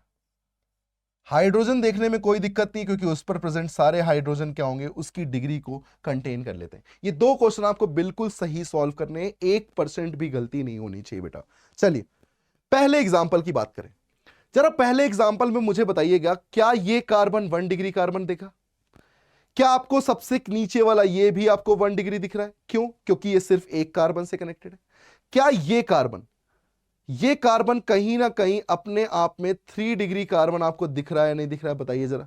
ये कार्बन आपको 3 डिग्री कार्बन दिख रहा है कि नहीं दिख रहा है? ठीक उसी तरीके से ये बात करूं तो 2 डिग्री है, ये बात करूं तो 2 डिग्री है, यहां पर बात करूं तो ये 3 डिग्री है। अब आपको बिल्कुल इजी हो गया होगा, ये 2 डिग्री है और ये भी क्या है, 2 डिग्री। क्या आपको यहां तक की कहानी क्लियर है? टोटल काउंट कर लीजिए, 1 1 2, इसका मतलब टोटल 1 डिग्री कितने हैं, 2। टोटल 2 डिग्री, 2 इधर है 2 इधर है, टोटल हो गए 4। टोटल 3 डिग्री, 1 और 2 यहां पर कितने आ गए, 2। क्या आपको ये आंसर बिल्कुल सही है? चेक करिए जरा, आंसर बिल्कुल सही है क्या? बिल्कुल सही है, ठीक है। चलिए आगे की बात करते हैं। नेक्स्ट क्वेश्चन में आपको मैंने सुपर 1 डिग्री भी इंट्रोड्यूस किया है। जैसे ये जो कार्बन है, क्या ये किसी से कनेक्टेड है? नाइट्रोजन से कनेक्टेड है सर, कार्बन से कनेक्टेड नहीं है। और जब कार्बन से कनेक्टेड होता है तभी वो डिग्री में क्या होता है, काउंट होता है। मतलब क्या यहां पर मैं कह सकता हूं कि ये 1 डिग्री नहीं, सुपर 1 डिग्री कार्बन होगा? ठीक उसी तरीके से इस कार्बन की डिग्री देखिए, अगर आपने इसे लाइन से कनेक्ट किया, आपने अगर लाइन को जोड़ा या लाइन को काउंट किया, आप गलत कर दोगे। बेटा कार्बन देखने होते हैं। क्या मुझे दिख रहा है कि इस साइड तो नाइट्रोजन है, लेकिन इस साइड सिर्फ और सिर्फ कार्बन है, एक ही तो कार्बन है, इसीलिए ये 1 डिग्री होगा, ये 2 डिग्री नहीं होगा। यहां की बात करें, यहां पर तीनों कार्बन है, 3 तरफ से कनेक्टेड है, मतलब 3 डिग्री कार्बन होगा। यहां की बात करें, सिर्फ एक से कनेक्टेड है, 1 डिग्री कार्बन होगा। यहां की बात करें, एक कार्बन से और ये ऑक्सीजन, यहां तो ऑक्सीजन आ गया सर, यहां तो सिर्फ 2 से कनेक्टेड है। अच्छा 2 से कनेक्टेड है तो भैया 2 डिग्री कार्बन हो गया। अच्छा यहां देखो जरा, ये सिर्फ और सिर्फ सर एक से ही कनेक्टेड था, इसीलिए 1 डिग्री कार्बन है सर। यहां पर बात करें, क्या ये 2 डिग्री है या 1 डिग्री है? बेटा ऑक्सीजन काउंट नहीं होता, सिर्फ कार्बन काउंट करते हैं, इसीलिए ये 1 डिग्री है। अब जरा इसे देख लो, ये तो भैया दिख ही रहा है सर कार्बन से, इसीलिए सर 1 डिग्री कार्बन है। मतलब आपने अगर लाइन को देखा तो आप गलती कर दोगे, लेकिन आपने अगर कॉन्सेप्ट को दिमाग में रख के काम किया तो आपको फिर दिक्कत नहीं आने वाली। चलिए अगला पार्ट पढ़ते हैं। अगला पार्ट है डिग्री ऑफ अल्कोहल्स। यहां मैं ब्रांड की बात नहीं कर रहा हूं, यहां मैं डिग्री की बात कर रहा हूं, ठीक है। नहीं कुछ बच्चे ब्रांड बताने लग जाएंगे, अल्कोहल ये बड़ा जानकारी रखो, ठीक है, लेकिन इस पर ध्यान देना है, ठीक है। चलिए डिग्री ऑफ अल्कोहल की बात करते हैं। डिग्री ऑफ अल्कोहल क्या होता है? The number of carbon eight which OH group is present. OH group जिस कार्बन पे प्रेजेंट होता है, OH ग्रुप जिस कार्बन पे प्रेजेंट होता है, आपको बस वही काउंट करना होता है। मतलब मान लीजिए मेरे पास ये OH है यहां पर, ठीक है, ये यहां OH है। OH जिस कार्बन पे है कनेक्टेड, उसकी जो भी डिग्री होगी, वही कार्बन, वही अल्कोहल की क्या हो जाएगी, डिग्री हो जाएगी। क्या मुझे आप बताइए, इस कार्बन की डिग्री कितनी है? क्या ये सिर्फ 2 कार्बन से कनेक्टेड है? इसका मतलब ये कार्बन कितने डिग्री का है, 2 डिग्री कार्बन है। इसका मतलब ये अल्कोहल कितने डिग्री का है, 2 डिग्री अल्कोहल। इसका मतलब आपको सिर्फ डिग्री ऑफ कार्बन देखना आना चाहिए, आप अल्कोहल यूं निकाल लोगे, ठीक है। बात समझ में आ गई आपको? चलिए अच्छा मान लीजिए मैं यहां पर इस तरीके से अल्कोहल को कनेक्ट करता और यहां एक और लाइन ऐसे रख देता, ठीक है, ऐसा कुछ कर दिया मैंने। अब आप मुझे बताइए, इस कार्बन की जो डिग्री है, क्या वही अल्कोहल की डिग्री होगी? सही बात है। अब जरा कार्बन की डिग्री देखो जरा कितनी है। मुझे इतना दिख रहा है कि ये जो कार्बन है सर, ये 1 कार्बन, 2 कार्बन और 3 कार्बन से जुड़ा है, तो सर इसकी डिग्री हो गई 3 कार्बन।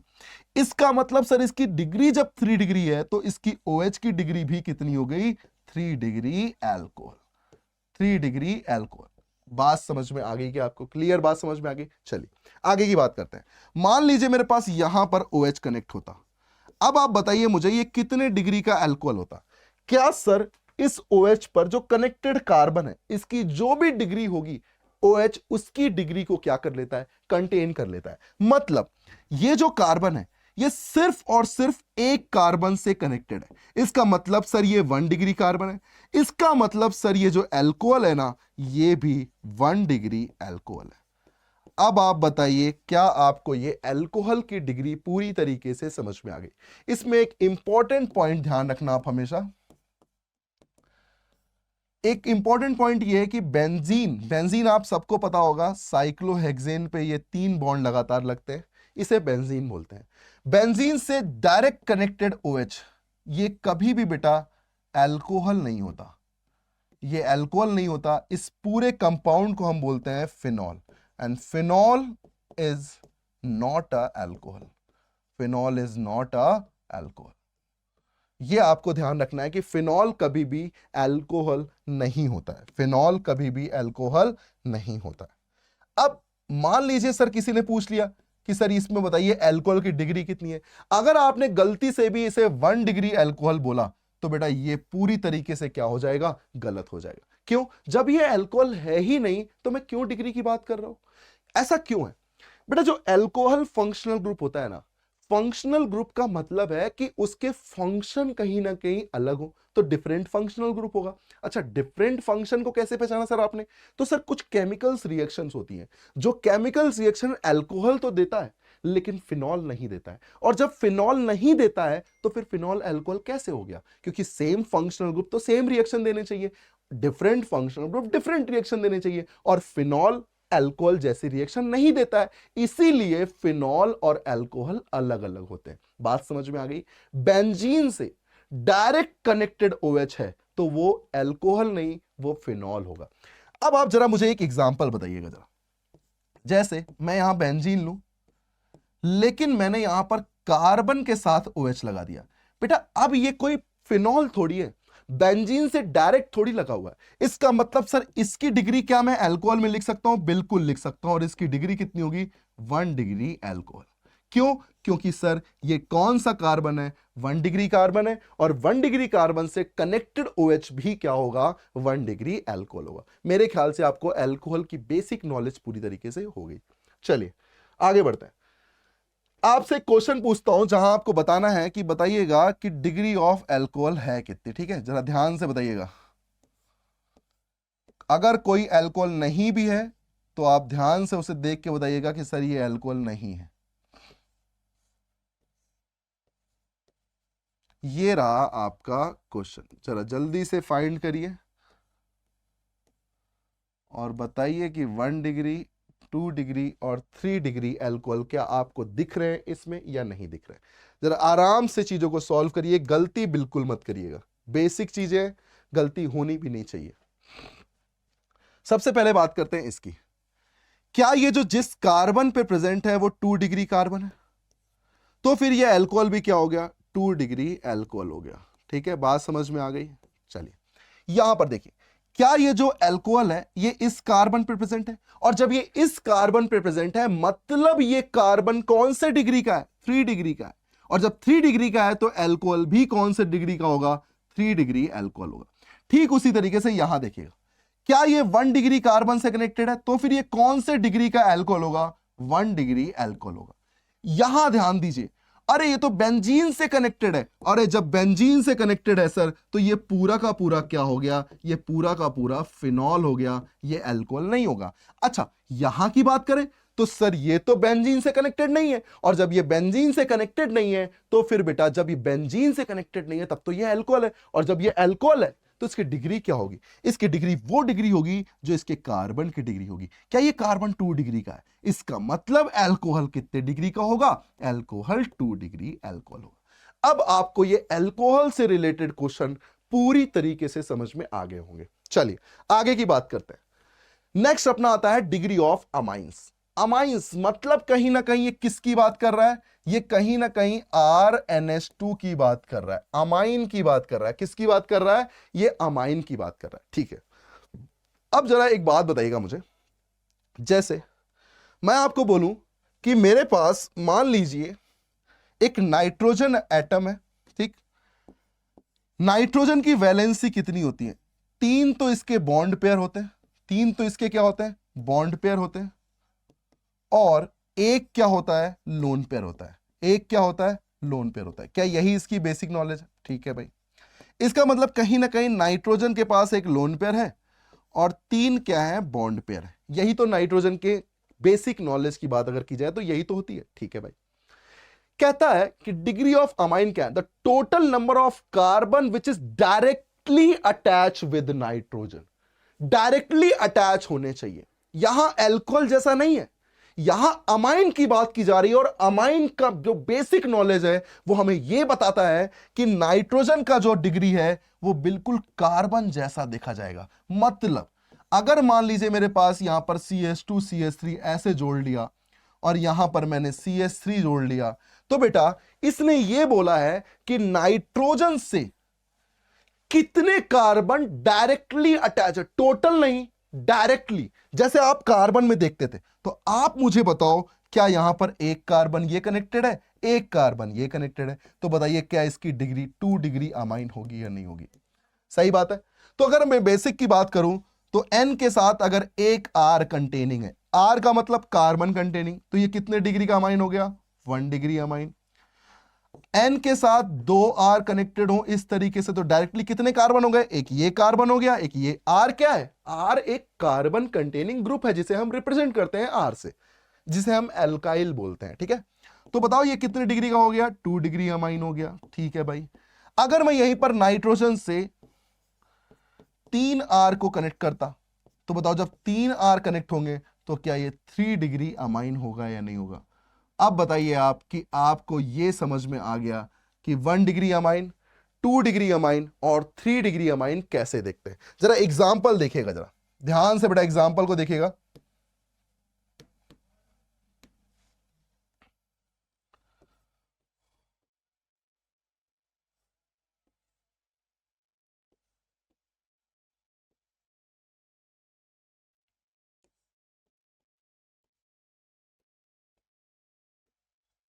चलिए, ये एक एग्जांपल है। अब आपको ठीक से देख के बताना है कि कौन सा नाइट्रोजन कितने डिग्री का है। ठीक है, आपको यही बताना है।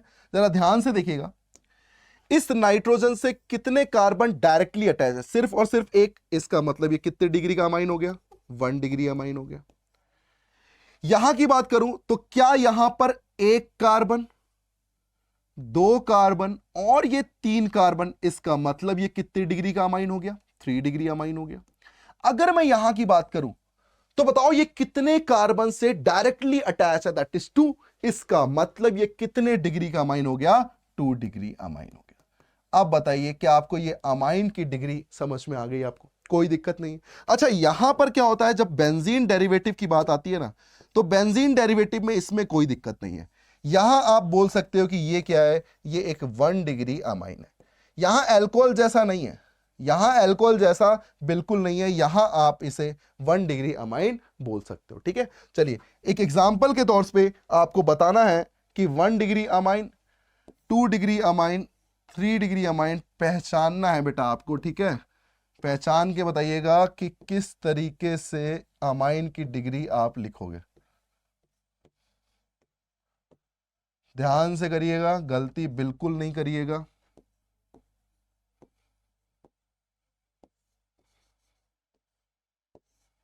चलिए, ये जितने भी नाइट्रोजन आपको दिख रहे हैं, आप यहां पर नाइट्रोजन को ध्यान से देखें और मुझे बताएं कि 1 डिग्री अमाइन, 2 डिग्री अमाइन और 3 डिग्री अमाइन कैसे देखेंगे।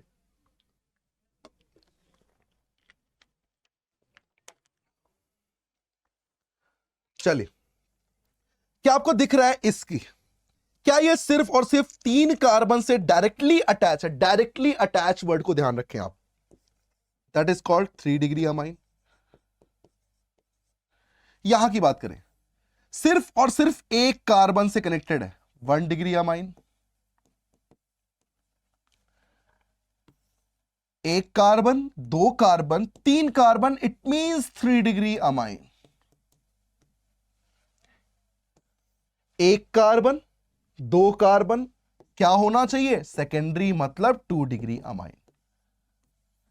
बेंजीन, इसमें तो कोई प्रॉब्लम नहीं होती फिनॉल जैसा, इसका मतलब ये भी क्या है, 1 डिग्री अमाइन है। अब आप बताइए, आपको अमाइन की डिग्री समझने में कोई भी दिक्कत है क्या?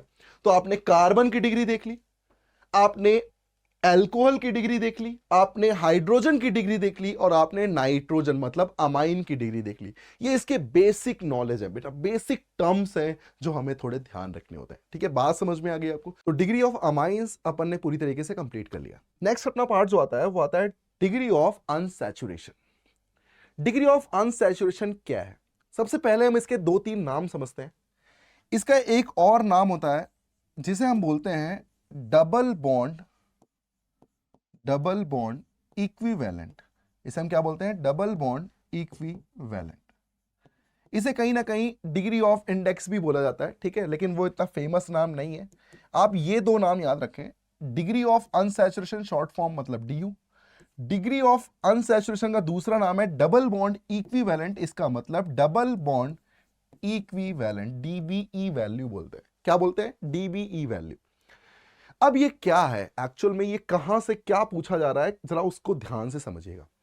यहां पर एक वर्ड बोला गया कि अगर मेरे पास कोई एल्केन यूनिट है, किसी की एल्केन यूनिट है, ठीक है, एल्केन मतलब C सिंगल C बॉन्ड की बात कर रहा हूं। अगर उस एल्केन यूनिट में मैं हाइड्रोजन यूनिट की कमी कर दूं, अगर मैं उस एल्केन यूनिट में हाइड्रोजन यूनिट की कमी करता हूं, तो जो कंपाउंड फॉर्म होके आने वाला है वो एक अनसैचुरेटेड कंपाउंड है, वो एक अनसैचुरेटेड कंपाउंड है। और नंबर ऑफ हाइड्रोजन यूनिट, ये जो नंबर ऑफ हाइड्रोजन यूनिट है ना, ये नंबर ऑफ हाइड्रोजन यूनिट हमें क्या बताती हैं? नंबर ऑफ हाइड्रोजन यूनिट हमें क्या बताती हैं? हमें ये DU या फिर DBE वैल्यू को डिफाइन करती है। कहने का मतलब, मान लीजिए मैंने एक एल्केन ड्रॉ किया 4 कार्बन की, ठीक है, मैंने एक एल्केन ड्रॉ किया 4 कार्बन की। इस 4 कार्बन में मैंने 1 और 2 पोजीशन से मैंने हाइड्रोजन को क्या किया है? मैंने हाइड्रोजन को कहीं ना कहीं रिमूव कर दिया है। 1 और 2 पोजीशन से मैंने हाइड्रोजन को क्या किया है? रिमूव कर दिया है। जब मैं इसको रिमूव करूंगा तो मुझे बताओ, इसकी वैलेंसी कहीं ना कहीं फ्री होगी, और जब वैलेंसी फ्री होगी तो ये वैलेंसी अपने आप में क्या फॉर्म कर सकती है? ये अपने आप में डबल बॉन्ड फॉर्म कर सकती है। मतलब एक एल्कीन क्या सैचुरेटेड है या अनसैचुरेटेड है? इट मींस इसका आंसर क्या होगा? ये एक अनसैचुरेटेड कंपाउंड है। हो सकता है यहां पर ये जो हाइड्रोजन यूनिट था, ये जरूरी नहीं है कि ये यहीं से जाए। मान लीजिए एक और एग्जांपल मैं यहां पर लेता हूं, जरा उस एग्जांपल को समझिएगा। मान लीजिए मेरे पास ये एक एल्केन थी, मैंने जो हाइड्रोजन यूनिट लिया है, मैंने ये हाइड्रोजन यूनिट 1 पोजीशन और 3 पोजीशन से रिमूव किया है। 1 पोजीशन और 3 पोजीशन से रिमूव करने पर जैसे ये हाइड्रोजन यूनिट जाएगा तो मुझे बताओ क्या वैलेंसी फ्री हो जाएगी?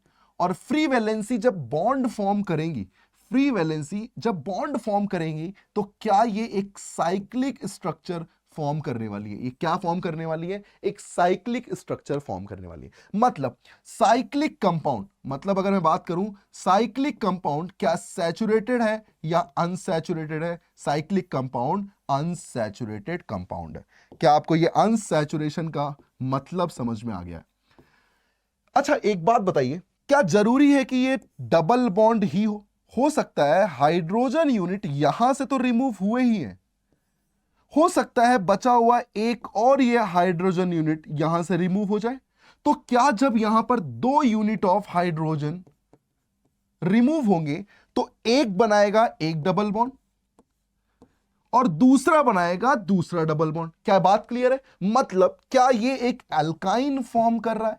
इसका मतलब अल्काइन भी एक सैचुरेटेड है या अनसैचुरेटेड है? अनसैचुरेटेड है। और 2 यूनिट गए हैं, इसका मतलब इसकी DU की वैल्यू कितनी होगी? इसकी DU की वैल्यू 2 हो जाएगी। ये फाइंड करने का तरीका होता है। इसका एक सबसे शॉर्ट तरीका मैं आपको बताने वाला हूं, सुनिएगा जरा। शॉर्ट तरीका क्या है? शॉर्ट तरीका यह है बेटा कि मान लीजिए मेरे पास ये फॉर्म दिया है और इस फॉर्म से ये पूछना चाहता है कि इसकी DU कितनी है। तो यार अब हम हाइड्रोजन तो नहीं गिनने लगेंगे, हाइड्रोजन गिनना मतलब अपने आप में एक बड़ी बात है यार, अब वहां हाइड्रोजन तो नहीं गिनने बैठोगे तुम। तो बेस्ट पार्ट यह है कि तुमने इसे स्टार्ट कहां से किया था, तुमने इसे एल्केन से स्टार्ट किया था, तो क्या तुम्हें इसे कन्वर्ट करना चाहिए इस एल्केन में। अच्छा, कन्वर्ट करने के लिए कितने बॉन्ड तोड़ने होंगे, वही डिग्री ऑफ अनसैचुरेशन। कितने बॉन्ड तोड़ोगे कि ये एल्केन में चेंज हो जाए, 1 और 2। इसका मतलब सीधे बता सकते हो कि इसकी ड्यू कितनी है, 2 है। तो यही मेथड मैं आपको सिखाने वाला था। देखिएगा जरा मेथड क्या है, ड्यू फाइंड करने का क्या मेथड है। ड्यू फाइंड करने के 2 मेथड आते हैं। पहला मेथड ये आता है when structure is given। अगर मेरे पास स्ट्रक्चर अगर गिवन है, तो बेटा स्ट्रक्चर जब गिवन होता है तो आपको करना क्या है, आपको नंबर ऑफ बॉन्ड ब्रेक करने हैं, और नंबर ऑफ बॉन्ड ब्रेक करके आपको उस कंपाउंड को किस में चेंज करना है, आपको उस कंपाउंड को ओपन में चेंज करना है और एल्केन में चेंज करना है। ओपन में चेंज करना है और किस में चेंज करना है, एल्केन में चेंज करना है। और ये जो नंबर ऑफ बॉन्ड ब्रेकिंग है, यही क्या है, यही होगी नंबर ऑफ ड्यू, या फिर ड्यू का दूसरा नाम क्या है, DBE, डबल बॉन्ड इक्विवेलेंट।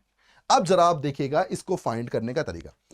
मान लीजिए मेरे पास ये साइक्लिक स्ट्रक्चर है, ठीक, और मुझसे कहा किसी ने कि बताओ इस कंपाउंड की ड्यू कितनी है। तो मैंने आपको क्या बोला, नंबर ऑफ बॉन्ड इतने ब्रेक करने हैं कि वो कंपाउंड किस में चेंज हो जाए, वो कंपाउंड ओपन और एल्केन में चेंज हो जाए। किस में चेंज हो जाए, एक तो ओपन में चेंज हो जाए और एक एल्केन में चेंज हो जाए। यही आपको फाइंड करना होता है। जरा ध्यान से देखिएगा, अगर आप ध्यान से देखो तो आपको दिखा होगा 1 बॉन्ड, 2 बॉन्ड, और ये साइक्लिक जो है, क्योंकि मुझे ओपन में भी चेंज करना है और एल्केन में भी चेंज करना है। इसका मतलब क्या, इसकी ड्यू कितनी हो गई, इसकी ड्यू 3 हो चुकी है। क्या आपको समझ में आया?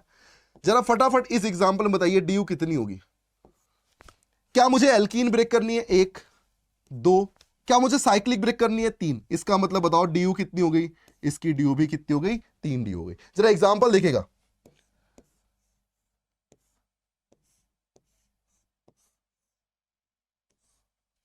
बताइए ड्यू कितनी होगी, फटाफट बताइए, फटाफट। 1 2 3 और साइक्लिक हो गई 4। इसका मतलब ड्यू कितनी हो गई, 4 ड्यू हो चुकी है। क्या आपको ड्यू निकालने का पहला मेथड समझ में आया? वो पहला मेथड क्या है कि जब स्ट्रक्चर गिवन हो तो हमें ड्यू कैसे निकालनी चाहिए। ठीक है, चलिए एक और छोटा सा एग्जांपल इसी पे करते हैं।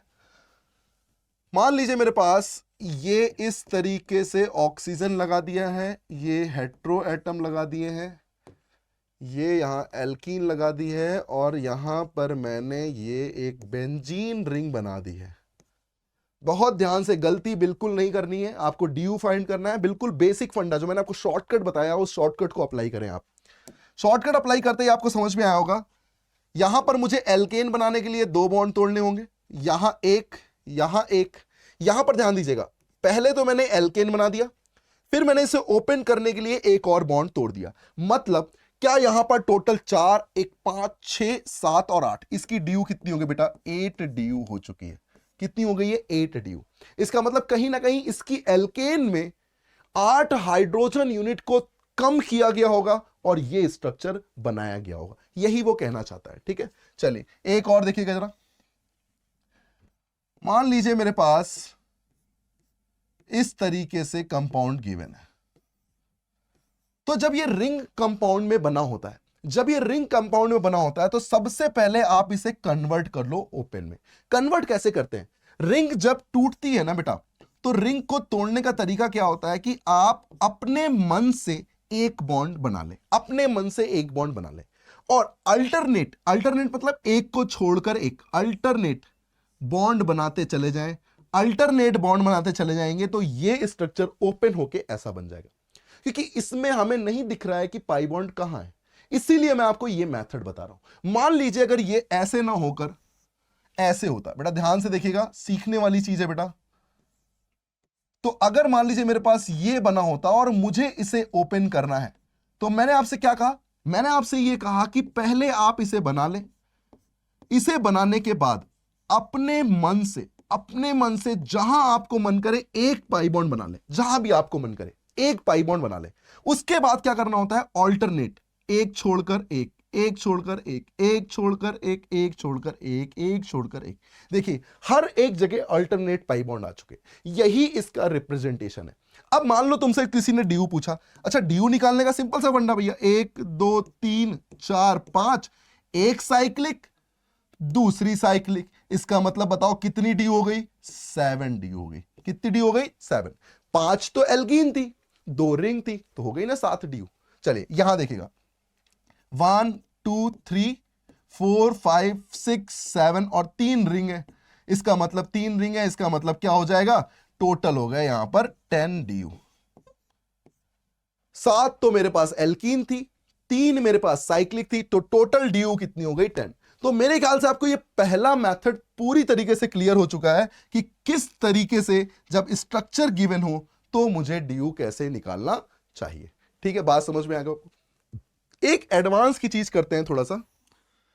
मान लो अगर मेरे पास 3D स्ट्रक्चर गिवन हो, मान लो आपके पास क्या गिवन हो, 3D स्ट्रक्चर। तो 3D स्ट्रक्चर निकालने का क्या तरीका होना चाहिए उसे हम सीखने वाले हैं। ठीक है, क्योंकि 2D हमें दिख रहा है कि कैसे कैसे तोड़ना है, कैसे क्या ओपन करना है, कोई बहुत ही टफ बात बिल्कुल नहीं है। अब जरा 3D के बारे में सीखेंगे, और 3D के बारे में सीखने से पहले हमें उस दूसरे मेथड को सीखना होगा कि दूसरा मेथड क्या कहता है। दूसरा मेथड कहता है when molecular formula is given, molecular formula is given. मान लीजिए अभी तक आपके पास स्ट्रक्चर गिवन था, अभी तक आपके पास क्या गिवन था, अभी तक आपके पास स्ट्रक्चर गिवन था, तो कोई दिक्कत नहीं थी। लेकिन अगर मान लीजिए आपके पास मॉलिक्यूलर फॉर्मूला गिवन हो, तो मुझे क्या करना चाहिए, तो मुझे क्या अप्लाई करना चाहिए, यह हमें सीखना है। देखिए बेटा, जब भी कभी आपके पास मॉलिक्यूलर फॉर्मूला गिवन होता है तो ड्यू का एक फॉर्मूला आता है, उस फॉर्मूले को किस तरीके से याद रखना है, ये जो मैं लिख रहा हूं आपको वही फॉलो करना है। एलसीएम मत लेने लग जाना, सुनिएगा जरा ध्यान से। C+1 minus H plus X minus N divide by 2, यह होता है इस ड्यू का फॉर्मूला। क्या मतलब है इस फॉर्मूले का, समझिएगा। C मुझे बताता है नंबर ऑफ कार्बन को, C मुझे क्या बताता है, नंबर ऑफ कार्बन को। H मुझे क्या बताता है, H मुझे बताता है नंबर ऑफ हाइड्रोजन को। उसी तरीके से X की बात करूं तो X मुझे क्या बताता है, number of halogen, halide group कितने लगे हुए हैं। और इसी तरीके से N क्या बताता है, नंबर ऑफ नाइट्रोजन को। यहां इस फॉर्मूले में कोई ऑक्सीजन नहीं आ रहा है, ध्यान से देखिए, तो इस फॉर्मूले में कोई ऑक्सीजन नहीं आ रहा है। याद करने का तरीका, C+1 आपको याद हो जाएगा, C+1 minus H plus X minus N divide by 2। C+1 याद रहेगा, कोई दिक्कत नहीं है। इधर वाले को याद करो, H plus X minus N।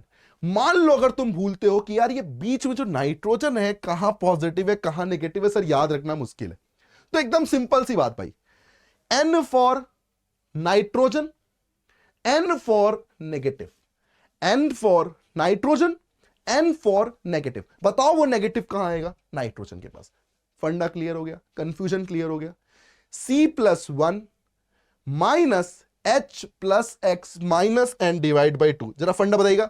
C+1 minus H plus X minus N divide by 2, बताओ एक बार और। C+1 minus H plus X minus N divide by 2, N for nitrogen, N for negative. जरा देखिएगा यही फॉर्मूला था क्या। मान लीजिए मेरे पास C4H8 है, मुझे ड्यू निकालनी है। क्या निकालनी है, फाइंड ड्यू। बताओ जरा ड्यू कितनी होगी, रखो फॉर्मूले में। C कितने हैं, 4, 4 प्लस 1 कितना हो गया, 5। एलसीएम मत लेने लग जाना, मैं अभी भी कह रहा हूं, क्योंकि ये कैलकुलेशन भी इजी हो जाती है। C+1 मतलब 5 हो गए, माइनस H कितने हैं, 8।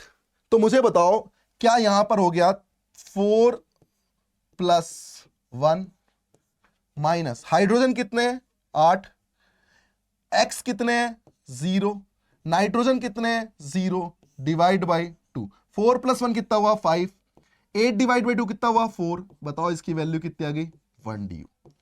कितनी वैल्यू आ गई 1 डी। मतलब तुम्हें डी निकालना भी आ गया है। जब मॉलिक्यूलर फॉर्मूला गिवन हो तो भी तुम्हें आ चुका है, और जब स्ट्रक्चर गिवन हो तो भी तुम आराम से डी निकाल सकते हो, तुम्हें बिल्कुल कंफ्यूजन नहीं होगा। अब जरा इंपॉर्टेंट बात सुनना।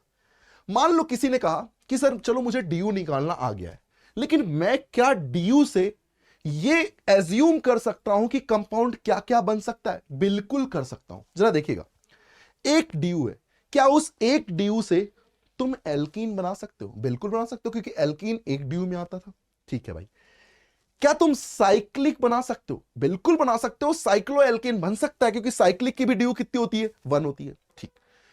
क्या तुम एल्काइन ट्रिपल बॉन्ड बना सकते हो? क्या नहीं, क्योंकि ट्रिपल बॉन्ड की डी कितनी होती है 2, यहां तो डी कितनी है 1। तो भैया कैसे बना सकते हो?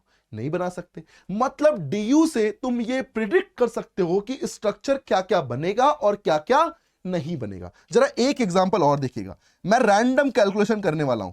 C5H10, जरा डी की बात करें, बताइए C+1 कितना होता है? 5 + 1 6 हो गया।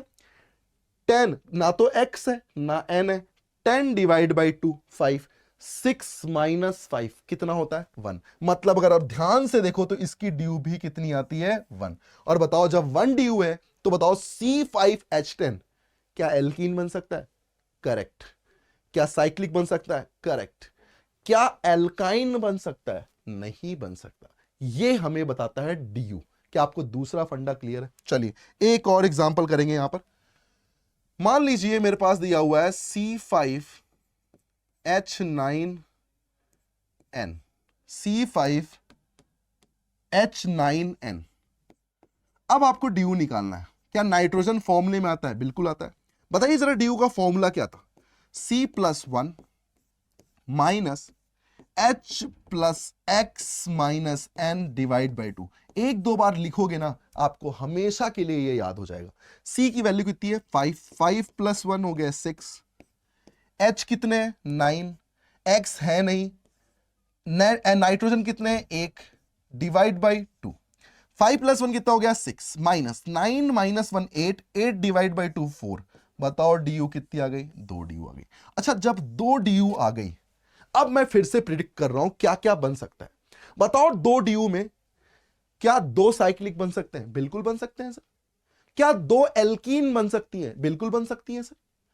क्या 2 एल्काइन बन सकती है? नहीं बन सकती सर। एल्काइन एक बनेगी। क्यों भाई? 2 एल्काइन का मतलब 4 डी हो गया ना, एक एल्काइन का मतलब होता है 2 ड्यू। यही तो हमने सीखा है। मतलब एल्काइन कितनी बन सकती है? एक। तो सोचो तुम किसी मॉलिक्यूलर फॉर्मूले को देख के उसकी ड्यू निकाल के तुम ये बता सकते हो कि वो क्या बनने वाला। इससे ज्यादा क्या चाहिए यार? इसका मतलब मुझे ड्यू का ये फंडा पूरी तरीके से क्लियर हो चुका है। अब हम जो बात छोड़ के आए थे वो थी 3D स्ट्रक्चर की। समझिएगा 3D स्ट्रक्चर की ड्यू कैसे निकालते हैं, ये एडवांस लेवल में आपसे पूछा जा सकता है। देखिएगा जरा, कभी भी 3D स्ट्रक्चर की बात करें, जैसे क्यूब, क्यूब क्या होता है? क्यूब एक 3D है। ये आ गया आपके पास 3D।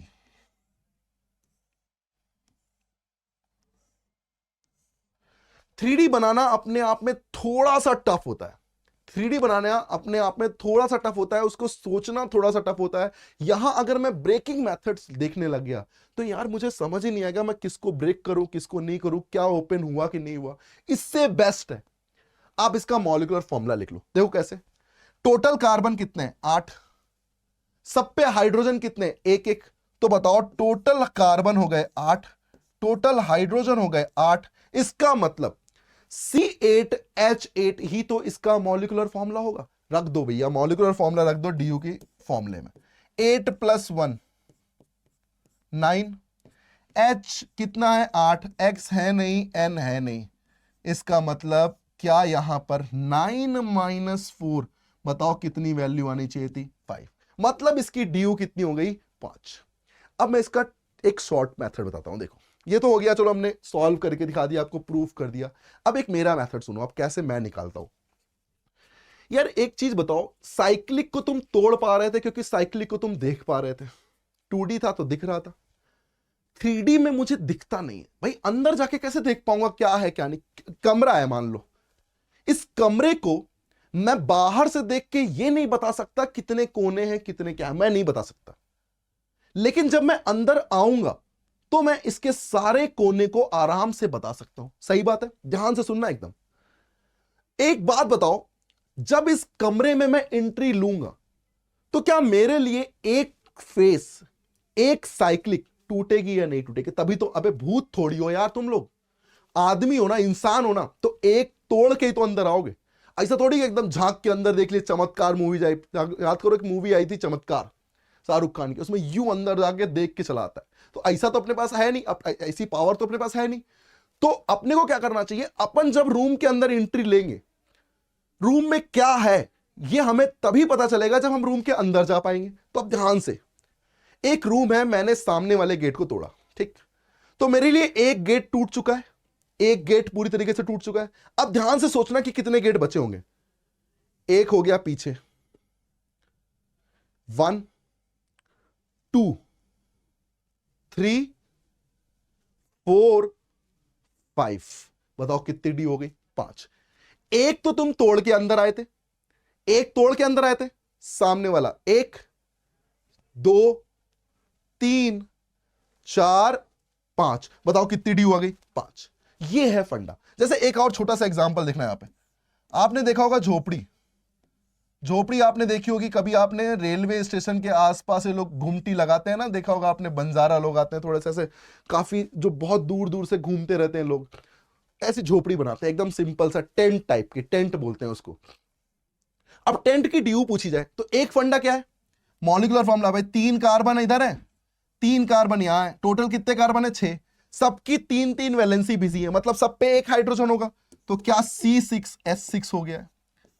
अगर मैं ड्यू इसके फॉर्मूले से निकालता तो 6 + 1 7, 6 डिवाइड बाई 2 3, 7 - 3 कितना होता है? 4।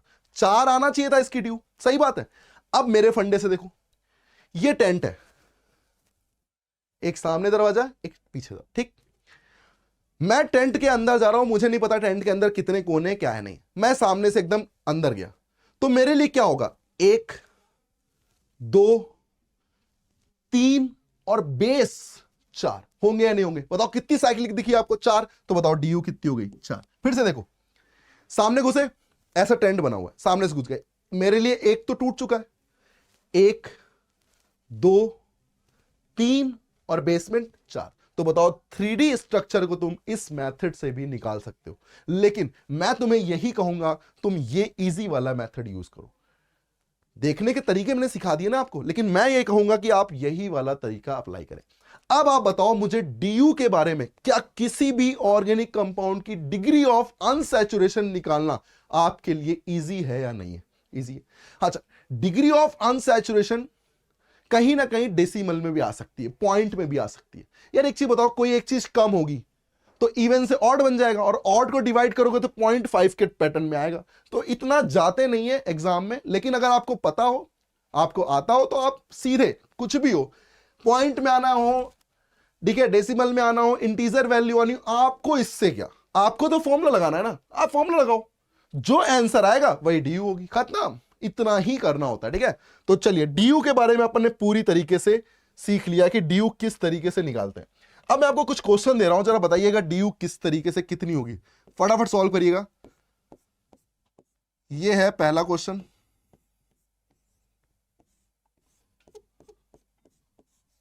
आपको बताना है डीयू कितनी होगी।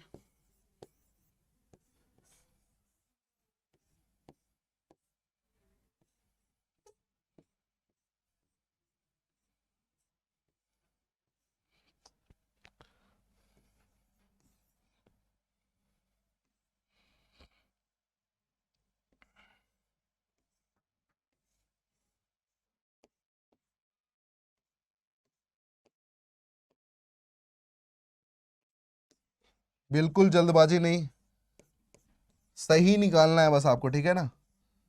सही निकालना है। एक मॉलिक्यूलर फॉर्मूला भी देते हैं आपको, C6H10O2। चलिए पहला वाला एग्जांपल को सॉल्व करते हैं। पहला वाला एग्जांपल, एक बॉन्ड, 2 3 4 5 6 और एक साइक्लिक 7। बताइए DU7 आ गई सबकी, सही, एकदम सही, एकदम सही है, परफेक्ट है। DU कितनी आ गई? 7। जरा सेकंड क्वेश्चन को देखिएगा, 1 2 3 4 5 6 7 और साइक्लिक 8, मतलब कितनी DU आ गई? 8 DU आ गई। अगला एग्जांपल, 1 2 3 4 5 6, कितनी DU आ गई? 6 DU आ गई। यहां देखिएगा, 1 2 3 4, कितनी DU आ गई? 4 DU आ गई। जरा फॉर्मूला देखिए, फॉर्मूला क्या था जल्दी बताइए। C+1 minus H+X minus N divide by 2। जरा इसमें वैल्यू रखिए। C+1 मतलब कहीं ना कहीं क्या फॉर्मूला यही था, H+X minus N divide by 2। Oxygen फॉर्मूले में आता नहीं है, 6+1 7 हो गया, 10 डिवाइड बाई 2 5 हो गया, 7 माइनस 5, बताइए कितनी DU आ गई? 2 DU आ गई। इसका आंसर कितना आ गया? 2 DU। तो आपने DU निकालना पूरी तरीके से सीख लिया है, चाहे वो स्ट्रक्चर हो, चाहे वो 3D स्ट्रक्चर हो, चाहे वो मॉलिक्यूलर फॉर्मूला हो। चलिए आगे की बात करते हैं, होमोलोगस सीरीज क्या होती है। होमोलोगस सीरीज अपने आप को डिफाइन कर रही है अपने नाम से। जैसे होमो का मतलब क्या होता है? सेम। होमो का मतलब क्या होता है? सेम। हेट्रो मतलब डिफरेंट, होमो मतलब सेम। कहीं ना कहीं इस सेम को किससे डिनोट किया गया है? सेम फंक्शनल ग्रुप या फिर same molecular formula pattern. Molecular formula pattern का मतलब क्या हुआ? एल्केन का पैटर्न हो, एल्कीन का पैटर्न हो तो एल्कीन का ही पैटर्न होना चाहिए, जनरल फॉर्मूला सेम होना चाहिए। ये वो सेम को कहने चाह रहा है, मतलब सेम जनरल फॉर्मूला वाले जो कंपाउंड होते हैं वो सब होमोलोगस होते हैं। अच्छा, सब होमोलोगस होते हैं, सर डिफरेंस क्या होगा? डिफरेंस होगा उनकी चेन में, उनके एटम में, उनके कार्बन एटम में। हो सकता है collection of compound with the same general formula, same functional group that differ only in carbon chain length।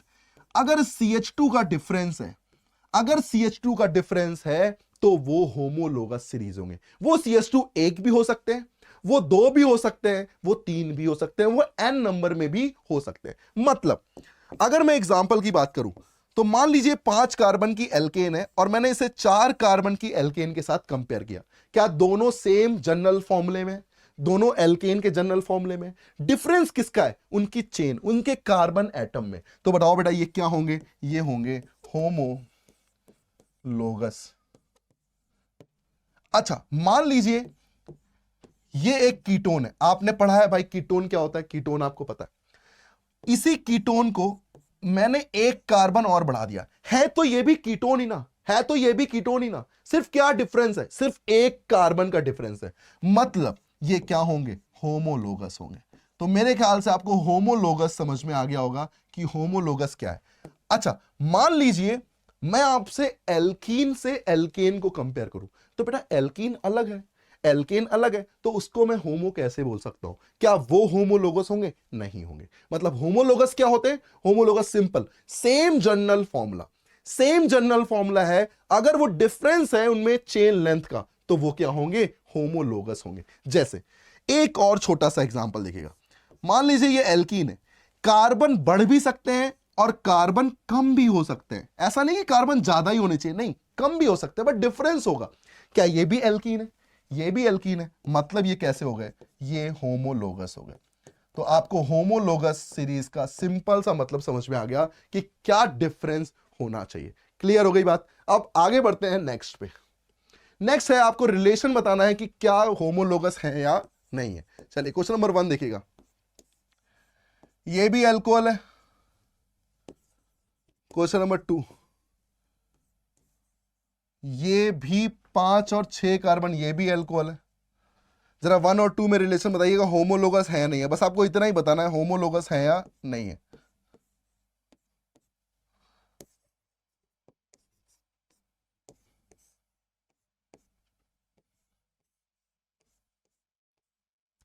पहला क्वेश्चन बेटा, एल्कोहल ये भी है, एल्कोहल ये भी है, बस कार्बन का डिफरेंस है। बिल्कुल सर, ये क्या है? ये होमोलोगस है। तो पहला क्या हो गया? होमोलोगस। जरा दूसरा बताइएगा, दूसरा होमोलोगस है या नहीं? सर ये एल्कीन है, ये एल्काइन है सर, जनरल फॉर्मूला ही सेम नहीं है। सेम नहीं है तो नॉट अ होमोलोगस सीरीज।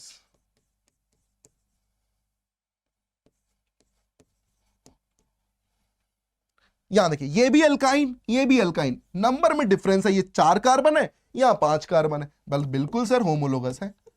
तो इसका मतलब यहां होमोलोगस की बात की जाए तो होमोलोगस में एक सिंपल सी बात है, CH2 का डिफरेंस हो सकता है, वो 1 भी हो सकते हैं, 2 भी हो सकते हैं, कम भी हो सकते हैं, ज्यादा भी हो सकते हैं, लेकिन जनरल फॉर्मूले में कोई भी डिफरेंस नहीं होगा। तो आपको होमोलोगस सीरीज पूरी तरीके से समझ में आ गई होगी। ठीक है, चलिए आगे बढ़ते हैं।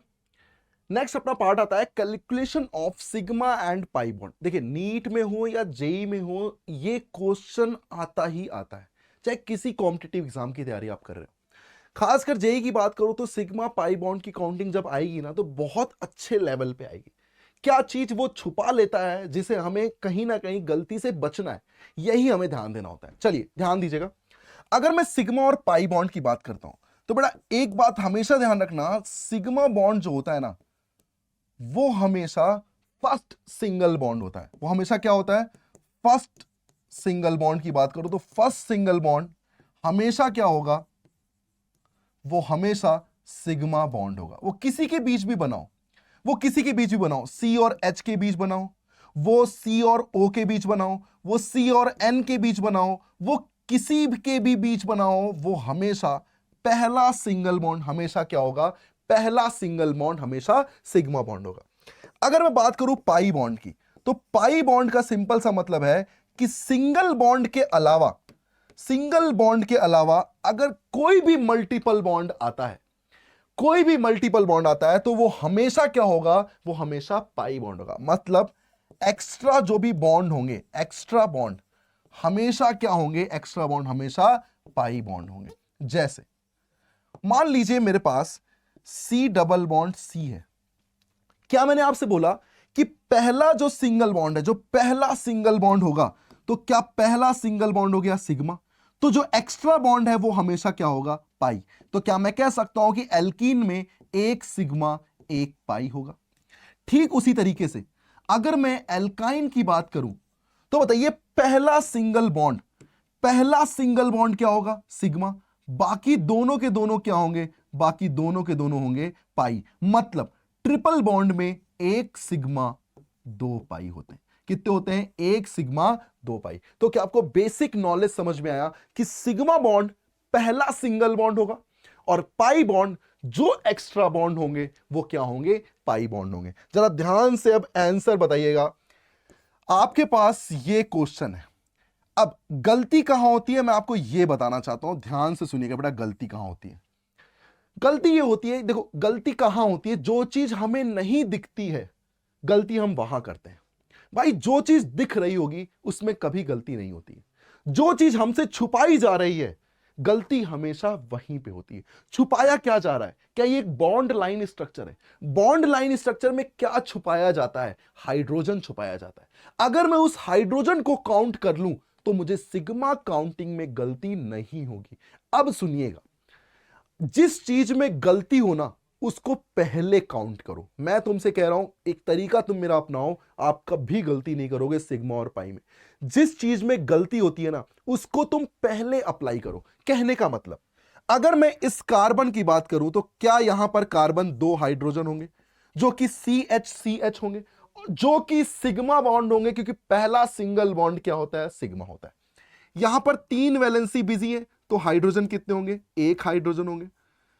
यहां पर चारों वैलेंसी बिजी है, कोई हाइड्रोजन नहीं होगा। यहां पर 3 वैलेंसी बिजी है, एक हाइड्रोजन होगा। और यहां पर 2 वैलेंसी बिजी है तो 2 हाइड्रोजन क्या होंगे? फ्री होंगे।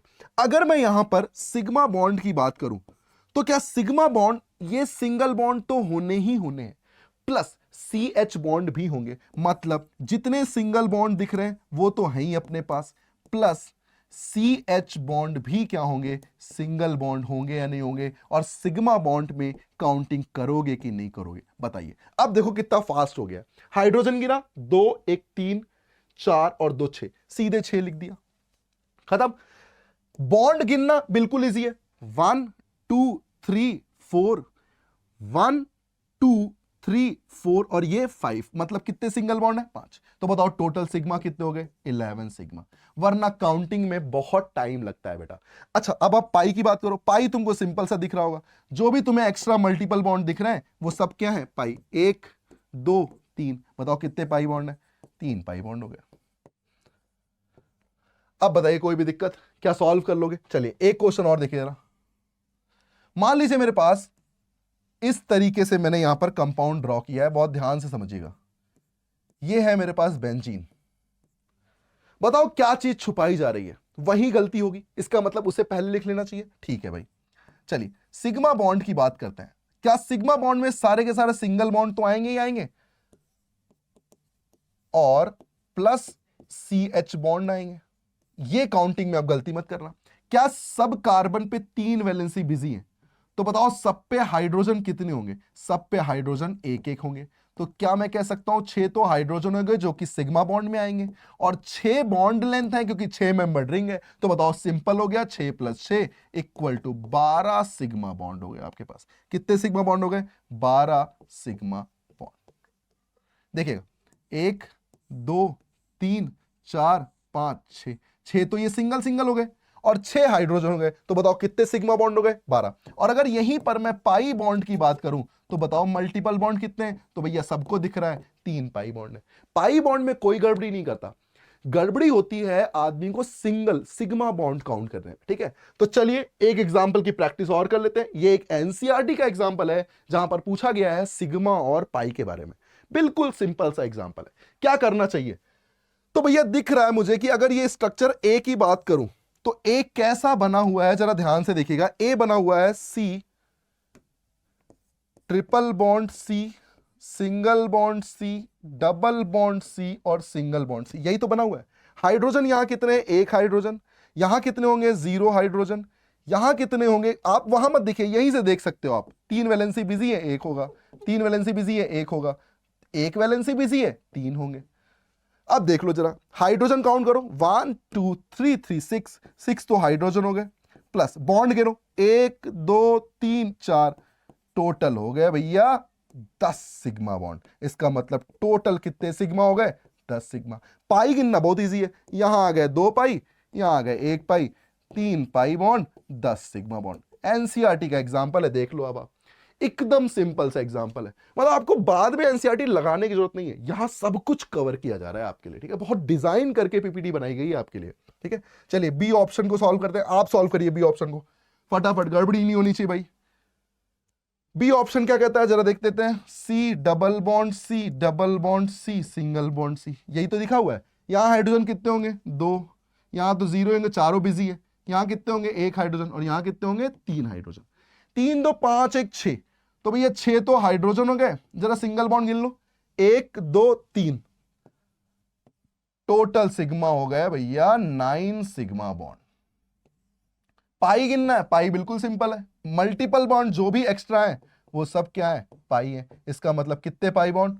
2 पाई बॉन्ड, 9 सिग्मा बॉन्ड। अब बताओ सिग्मा पाई गिनने में क्या आपको बहुत ज्यादा मेहनत करने की जरूरत है क्या? बिल्कुल नहीं। ठीक है, चलिए आगे की बात करते हैं। एक और क्वेश्चन है एनसीईआरटी की एक्सरसाइज का क्वेश्चन है बेटा, फटाफट। ये कितने एग्जांपल दिख रहे हैं? देखो ये बेंजीन है, दिख रहा है मुझे, बेंजीन है C6H6। ये आपको काउंट करना है बेटा, बेंजीन है ये। C6H12, C6H12, याद करो C6H12। एक ड्यू दिख रही है आपको, ड्यू दिख रही होगी आपको। कैसे? एल्कीन का फॉर्मूला है, तो या तो एल्कीन होगी 6 मेंबर्ड में, या तो 6 मेंबर्ड में साइक्लिक होगी। मैंने कोई एक बना दी है, आप तो इनको काउंट करो जो मैं बना रहा हूं। ठीक है, Cl Cl H और H, काउंट करिए सिग्मा और पाई, फटाफट काउंट करिए। तब तक मैं इन्हें ड्रॉ कर लेता हूं, आप फटाफट काउंट करें। CH3NO2,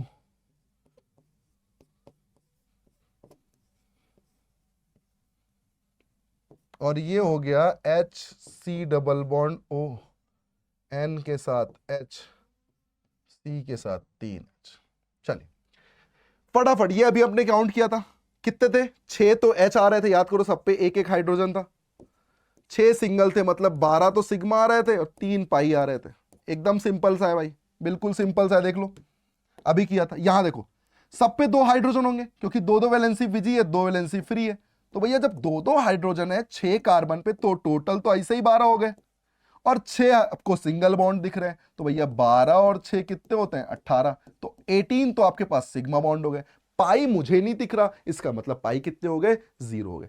अगर इसी C6H12 को, अगर इसी C6H12 को मैं ऐसे बनाता, 6 मेंबर्ड की चेन बनाता और एक एल्कीन बनाता, ये भी तो C6H12 ही है। अगर मैं इसे इस फॉर्मेट में लेता तो क्या यहां एक पाई बॉन्ड आते?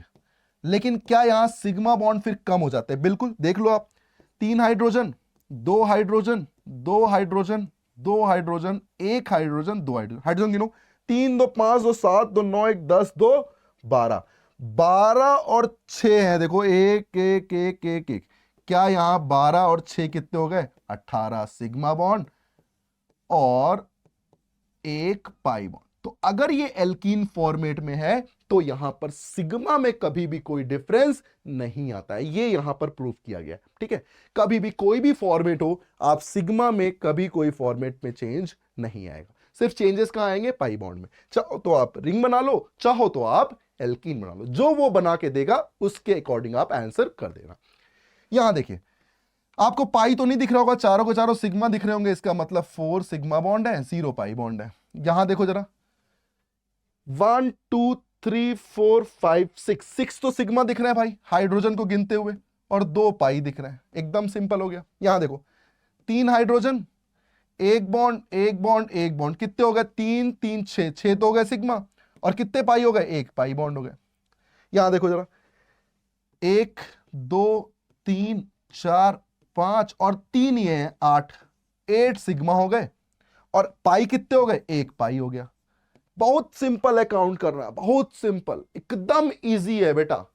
आपको सिर्फ और सिर्फ हाइड्रोजन काउंट करना नहीं भूलना है। अगर आपने हाइड्रोजन काउंट करना भूल गए आप, तो आप गलती कर दोगे, ये कंफर्म है। तो जो चीज हमसे छुपाई जा रही है उससे कभी भी नहीं भूलना है, वही हमारे गलती का रीजन बन सकती है। अगला पार्ट क्या आता है, जरा देखिए। अगला पार्ट में क्वेश्चन पूछा गया है, मैं आपको घर के लिए क्वेश्चन देता हूं, ये आप स्क्रीनशॉट ले लेंगे और आप मुझे मैसेज करेंगे कमेंट बॉक्स में कि यहां पर आंसर क्या आया है। ठीक है, आपका ये काम रहेगा। आप मुझे सिग्मा बॉन्ड और पाई बॉन्ड 3 क्वेश्चन दूंगा मैं, 3 क्वेश्चन में आपको सिग्मा और पाई काउंट करना है, आपको कमेंट बॉक्स में इसके आंसर लिखने हैं बेटा। ठीक है, चलिए ये काम आपका रहेगा। बहुत इजी है। गलती कहां होगी? हाइड्रोजन को काउंट करने में। अब तो वो गलती आपको रिपीट नहीं करनी। चलिए अब अगला टॉपिक पढ़ते हैं। अगला टॉपिक है हाइब्रिडाइजेशन। हाइब्रिडाइजेशन को हम बहुत बेसिक नॉलेज में समझने वाले हैं। ये जनरल पार्ट है केमिकल बॉन्डिंग का, जो कि आपको इनऑर्गेनिक में और अच्छे से पढ़ाया जाएगा। अपने काम के लिए क्या आता है, अपने काम के लिए क्या याद रखना है, आपको बस इतना ध्यान रखना है, चाहे कोई भी एटम दिया हो। सिंपल सुनिएगा, अगर मैं सिंगल बॉन्ड की बात कर रहा हूं, अगर मैं सिंगल बॉन्ड की बात कर रहा हूं, तो सिंगल बॉन्ड में हमेशा क्या रखोगे आप? sp3। अगर मैं डबल बॉन्ड की बात कर रहा हूं, अगर मैं डबल बॉन्ड की बात कर रहा हूं, तो आप हमेशा क्या रखोगे? sp2। अगर मैं ट्रिपल बॉन्ड की बात कर रहा हूं, अगर मैं किसकी बात कर रहा हूं? ट्रिपल बॉन्ड की, तो आप हमेशा क्या रखोगे? sp। क्योंकि एक बेसिक सा नॉलेज बोलता है कि हाइब्रिडाइजेशन, अपन अगर बात करें हाइब्रिडाइजेशन की, तो हाइब्रिडाइजेशन हमें यह कहता है कि हमेशा total number of bond pair count करो प्लस लोन पेयर काउंट करो। Total number of bond pair count करो और total number of lone pair count करो, आपका आंसर आ जाएगा। जैसे अभी मैंने आपसे कहा CH4 में, क्या ये सब सिंगल बॉन्ड है? क्या ये सब सिंगल बॉन्ड है? बताओ सिंगल बॉन्ड में क्या होता है? sp3। और इसको तुम ऐसे भी काउंट कर सकते हो, कितने बॉन्ड पेयर है? 4, और 4 का मतलब एक s का, 3 p के। तो बताओ ये 4 को मैं कैसे लिख सकता था? sp3 से लिख सकता था। ठीक उसी तरीके से अगर मान लो मेरे पास डबल बॉन्ड होते, यहां पर देखिएगा एक एग्जांपल, मान लो मेरे पास डबल बॉन्ड होते, तो बताओ इस कार्बन ने कितने बॉन्ड पेयर बनाए? 1 2 3, बॉन्ड पेयर तो 3 ही है ना, और जब 3 है तो बताओ 3 s का 1 p के 2, क्या होना चाहिए था, sp2। अब इसी चीज को डायरेक्ट बोल दिया, कैसे? डबल बॉन्ड है तो sp2, सिंगल बॉन्ड है तो sp3, ट्रिपल बॉन्ड है तो sp। एक जगह आपको थोड़ा सा ध्यान रखना है और वो इंपॉर्टेंट पॉइंट ये ध्यान रखिएगा, इसे बोलते हैं एलीन सिस्टम। इसे क्या बोलते हैं? एलीन सिस्टम। देखिएगा जरा, अगर मैं यहां पर डबल बॉन्ड कॉर्नर वाले कार्बन की बात करूं तो बताओ बेटा, कॉर्नर वाला जो कार्बन है क्या वो sp2 दिख रहा है हमें? 3 बॉन्ड पेयर है, 1 2 और 3। बीच वाला बॉन्ड पेयर 2 ही बॉन्ड बना रहा है, मतलब क्या ये 2, एक s का एक p का। तो देखो डबल बॉन्ड होने के बावजूद भी ये sp है। इसीलिए मैंने आपको ये बेसिक फंडा बताया कि कभी भी आपको अगर ध्यान रखना हो तो आप ये कह सकते हैं कि total number of bond pair और लोन पेयर आपको क्या हमेशा दिखेंगे, आपको हमेशा वो हाइब्रिडाइजेशन तक पहुंचा सकते हैं। तो यहां पर आपको बस ध्यान रखना है। और बे डबल बॉन्ड है, ये क्या होगा? sp2 होगा। सिंपल हो गया। तो अब देखो जरा एग्जांपल देखो जरा, मान लो मेरे पास कोई हाइड्रोजन नहीं शो किया गया है, कोई नाइट्रोजन नहीं शो किया गया है, बस आपको आराम से बताना है कि हर कार्बन का हाइब्रिडाइजेशन क्या होगा। बहुत सिंपल सा क्वेश्चन आ गया है। क्यों? क्योंकि सिंगल को हमेशा क्या बोलोगे? सिंगल बॉन्ड, बताइए sp3। डबल बॉन्ड बताइए क्या होना चाहिए था? sp2। और ट्रिपल बॉन्ड क्या होना चाहिए था? sp होना चाहिए था। ट्रिपल बॉन्ड क्या होना चाहिए था? sp होना चाहिए था। जरा देख लेते हैं। Single bond sp3, triple bond sp, triple bond sp, double bond sp2, double bond sp2, double bond sp2। खत्म। कार्बन के सारे हाइब्रिडेशन आपने लिख दिए। ये है इसका बेसिक सा फंडा। एक एग्जांपल और देखिएगा जरा, फिर अपन आगे बढ़ते हैं। मान लीजिए मेरे पास ये एक बेंजीन रिंग बनी हुई है, ये एक ट्रिपल बॉन्ड बना हुआ है और ये एक डबल बॉन्ड बना हुआ है। आपको हर एक कार्बन पे हाइब्रिडाइजेशन निकालना है। आपको हर एक कार्बन पे क्या निकालना है? Hybrid. Double bond sp2, double bond sp2, सब सिंगल सिंगल सिंगल है sp3, triple sp, triple sp, double bond sp2। देखो सबके सब डबल बॉन्ड है, इसका मतलब फिर ये सारे के सारे क्या होंगे? sp2 sp2 sp2। तो सिंपल सा एकदम क्वेश्चन आता है, आपको आराम से इनका आंसर क्या करना है? मैच कर देना है। बिल्कुल एकदम सिंपल से क्वेश्चन आते हैं। चलिए आगे की बात करते हैं। कुछ क्वेश्चन है जो आपके एनसीईआरटी की एक्सरसाइज में दिए हैं, जरा ध्यान से इन क्वेश्चन को सॉल्व करते हैं। देखिए CH3Cl कैसा दिख रहा होगा? CH3 है, Cl है, सब सिंगल बॉन्ड में, तो बताओ sp3 होगा कि नहीं होगा? sp3 हो गया। CH3 होल ट्वाइस CO, इसका मतलब ये CO ऐसा बना होगा और 2 CH3 ऐसे लगे होंगे। ये कहना चाह रहा है बी ऑप्शन। ये है आपका बी ऑप्शन। बताइए जरा बी ऑप्शन में हर कार्बन पे क्या ये सिंगल बॉन्ड है? हर जगह, हर जगह सिंगल है, मतलब भैया क्या होगा? sp3। हर जगह सिंगल है, बताओ क्या होगा? sp3। डबल है sp2। सिंपल हो गया एकदम। सी देखो जरा, CH3Cn कैसा दिखता है? CH3Cn, Cn मतलब भैया ये ट्रिपल बॉन्ड से होता है, ये तो हमको बहुत अच्छे से आता है कि ये ट्रिपल बॉन्ड होता है। अब बताओ जरा, ये रहा सिंगल बॉन्ड, क्या लिख दूं? sp3। ये रहा ट्रिपल बॉन्ड, क्या लिख दूं? sp। एकदम सिंपल हो गया भाई। डी ऑप्शन देखो, डी ऑप्शन, डी ऑप्शन क्या है? डी ऑप्शन है HCONH2। कैसे बनाओगे? H है, C पे डबल बॉन्ड O है और फिर NH2 है, मतलब ये बना के दिया हुआ है HCONH2। अब बताओ कार्बन डबल बॉन्ड से तुरंत sp2। खत्म खत्म। आपको बस करना क्या था? कार्बन का हाइब्रिडेशन निकालना था। अच्छा ई ऑप्शन देखो, ई में यहां बना देता हूं, ई को जरा देखिएगा, ई में बना रहा हूं, ई बना हुआ है ये C डबल बॉन्ड C और ये ट्रिपल बॉन्ड N। देखो यही तो बना हुआ है, देखो आप ध्यान से, CH डबल बॉन्ड C और ट्रिपल बॉन्ड C, यही तो बना है। सिंगल बॉन्ड है sp3, double bond sp2, double bond sp2, triple bond sp। खत्म। देखो हो गया, फटाफट हो गया। ये है हाइब्रिडाइजेशन का फंडा।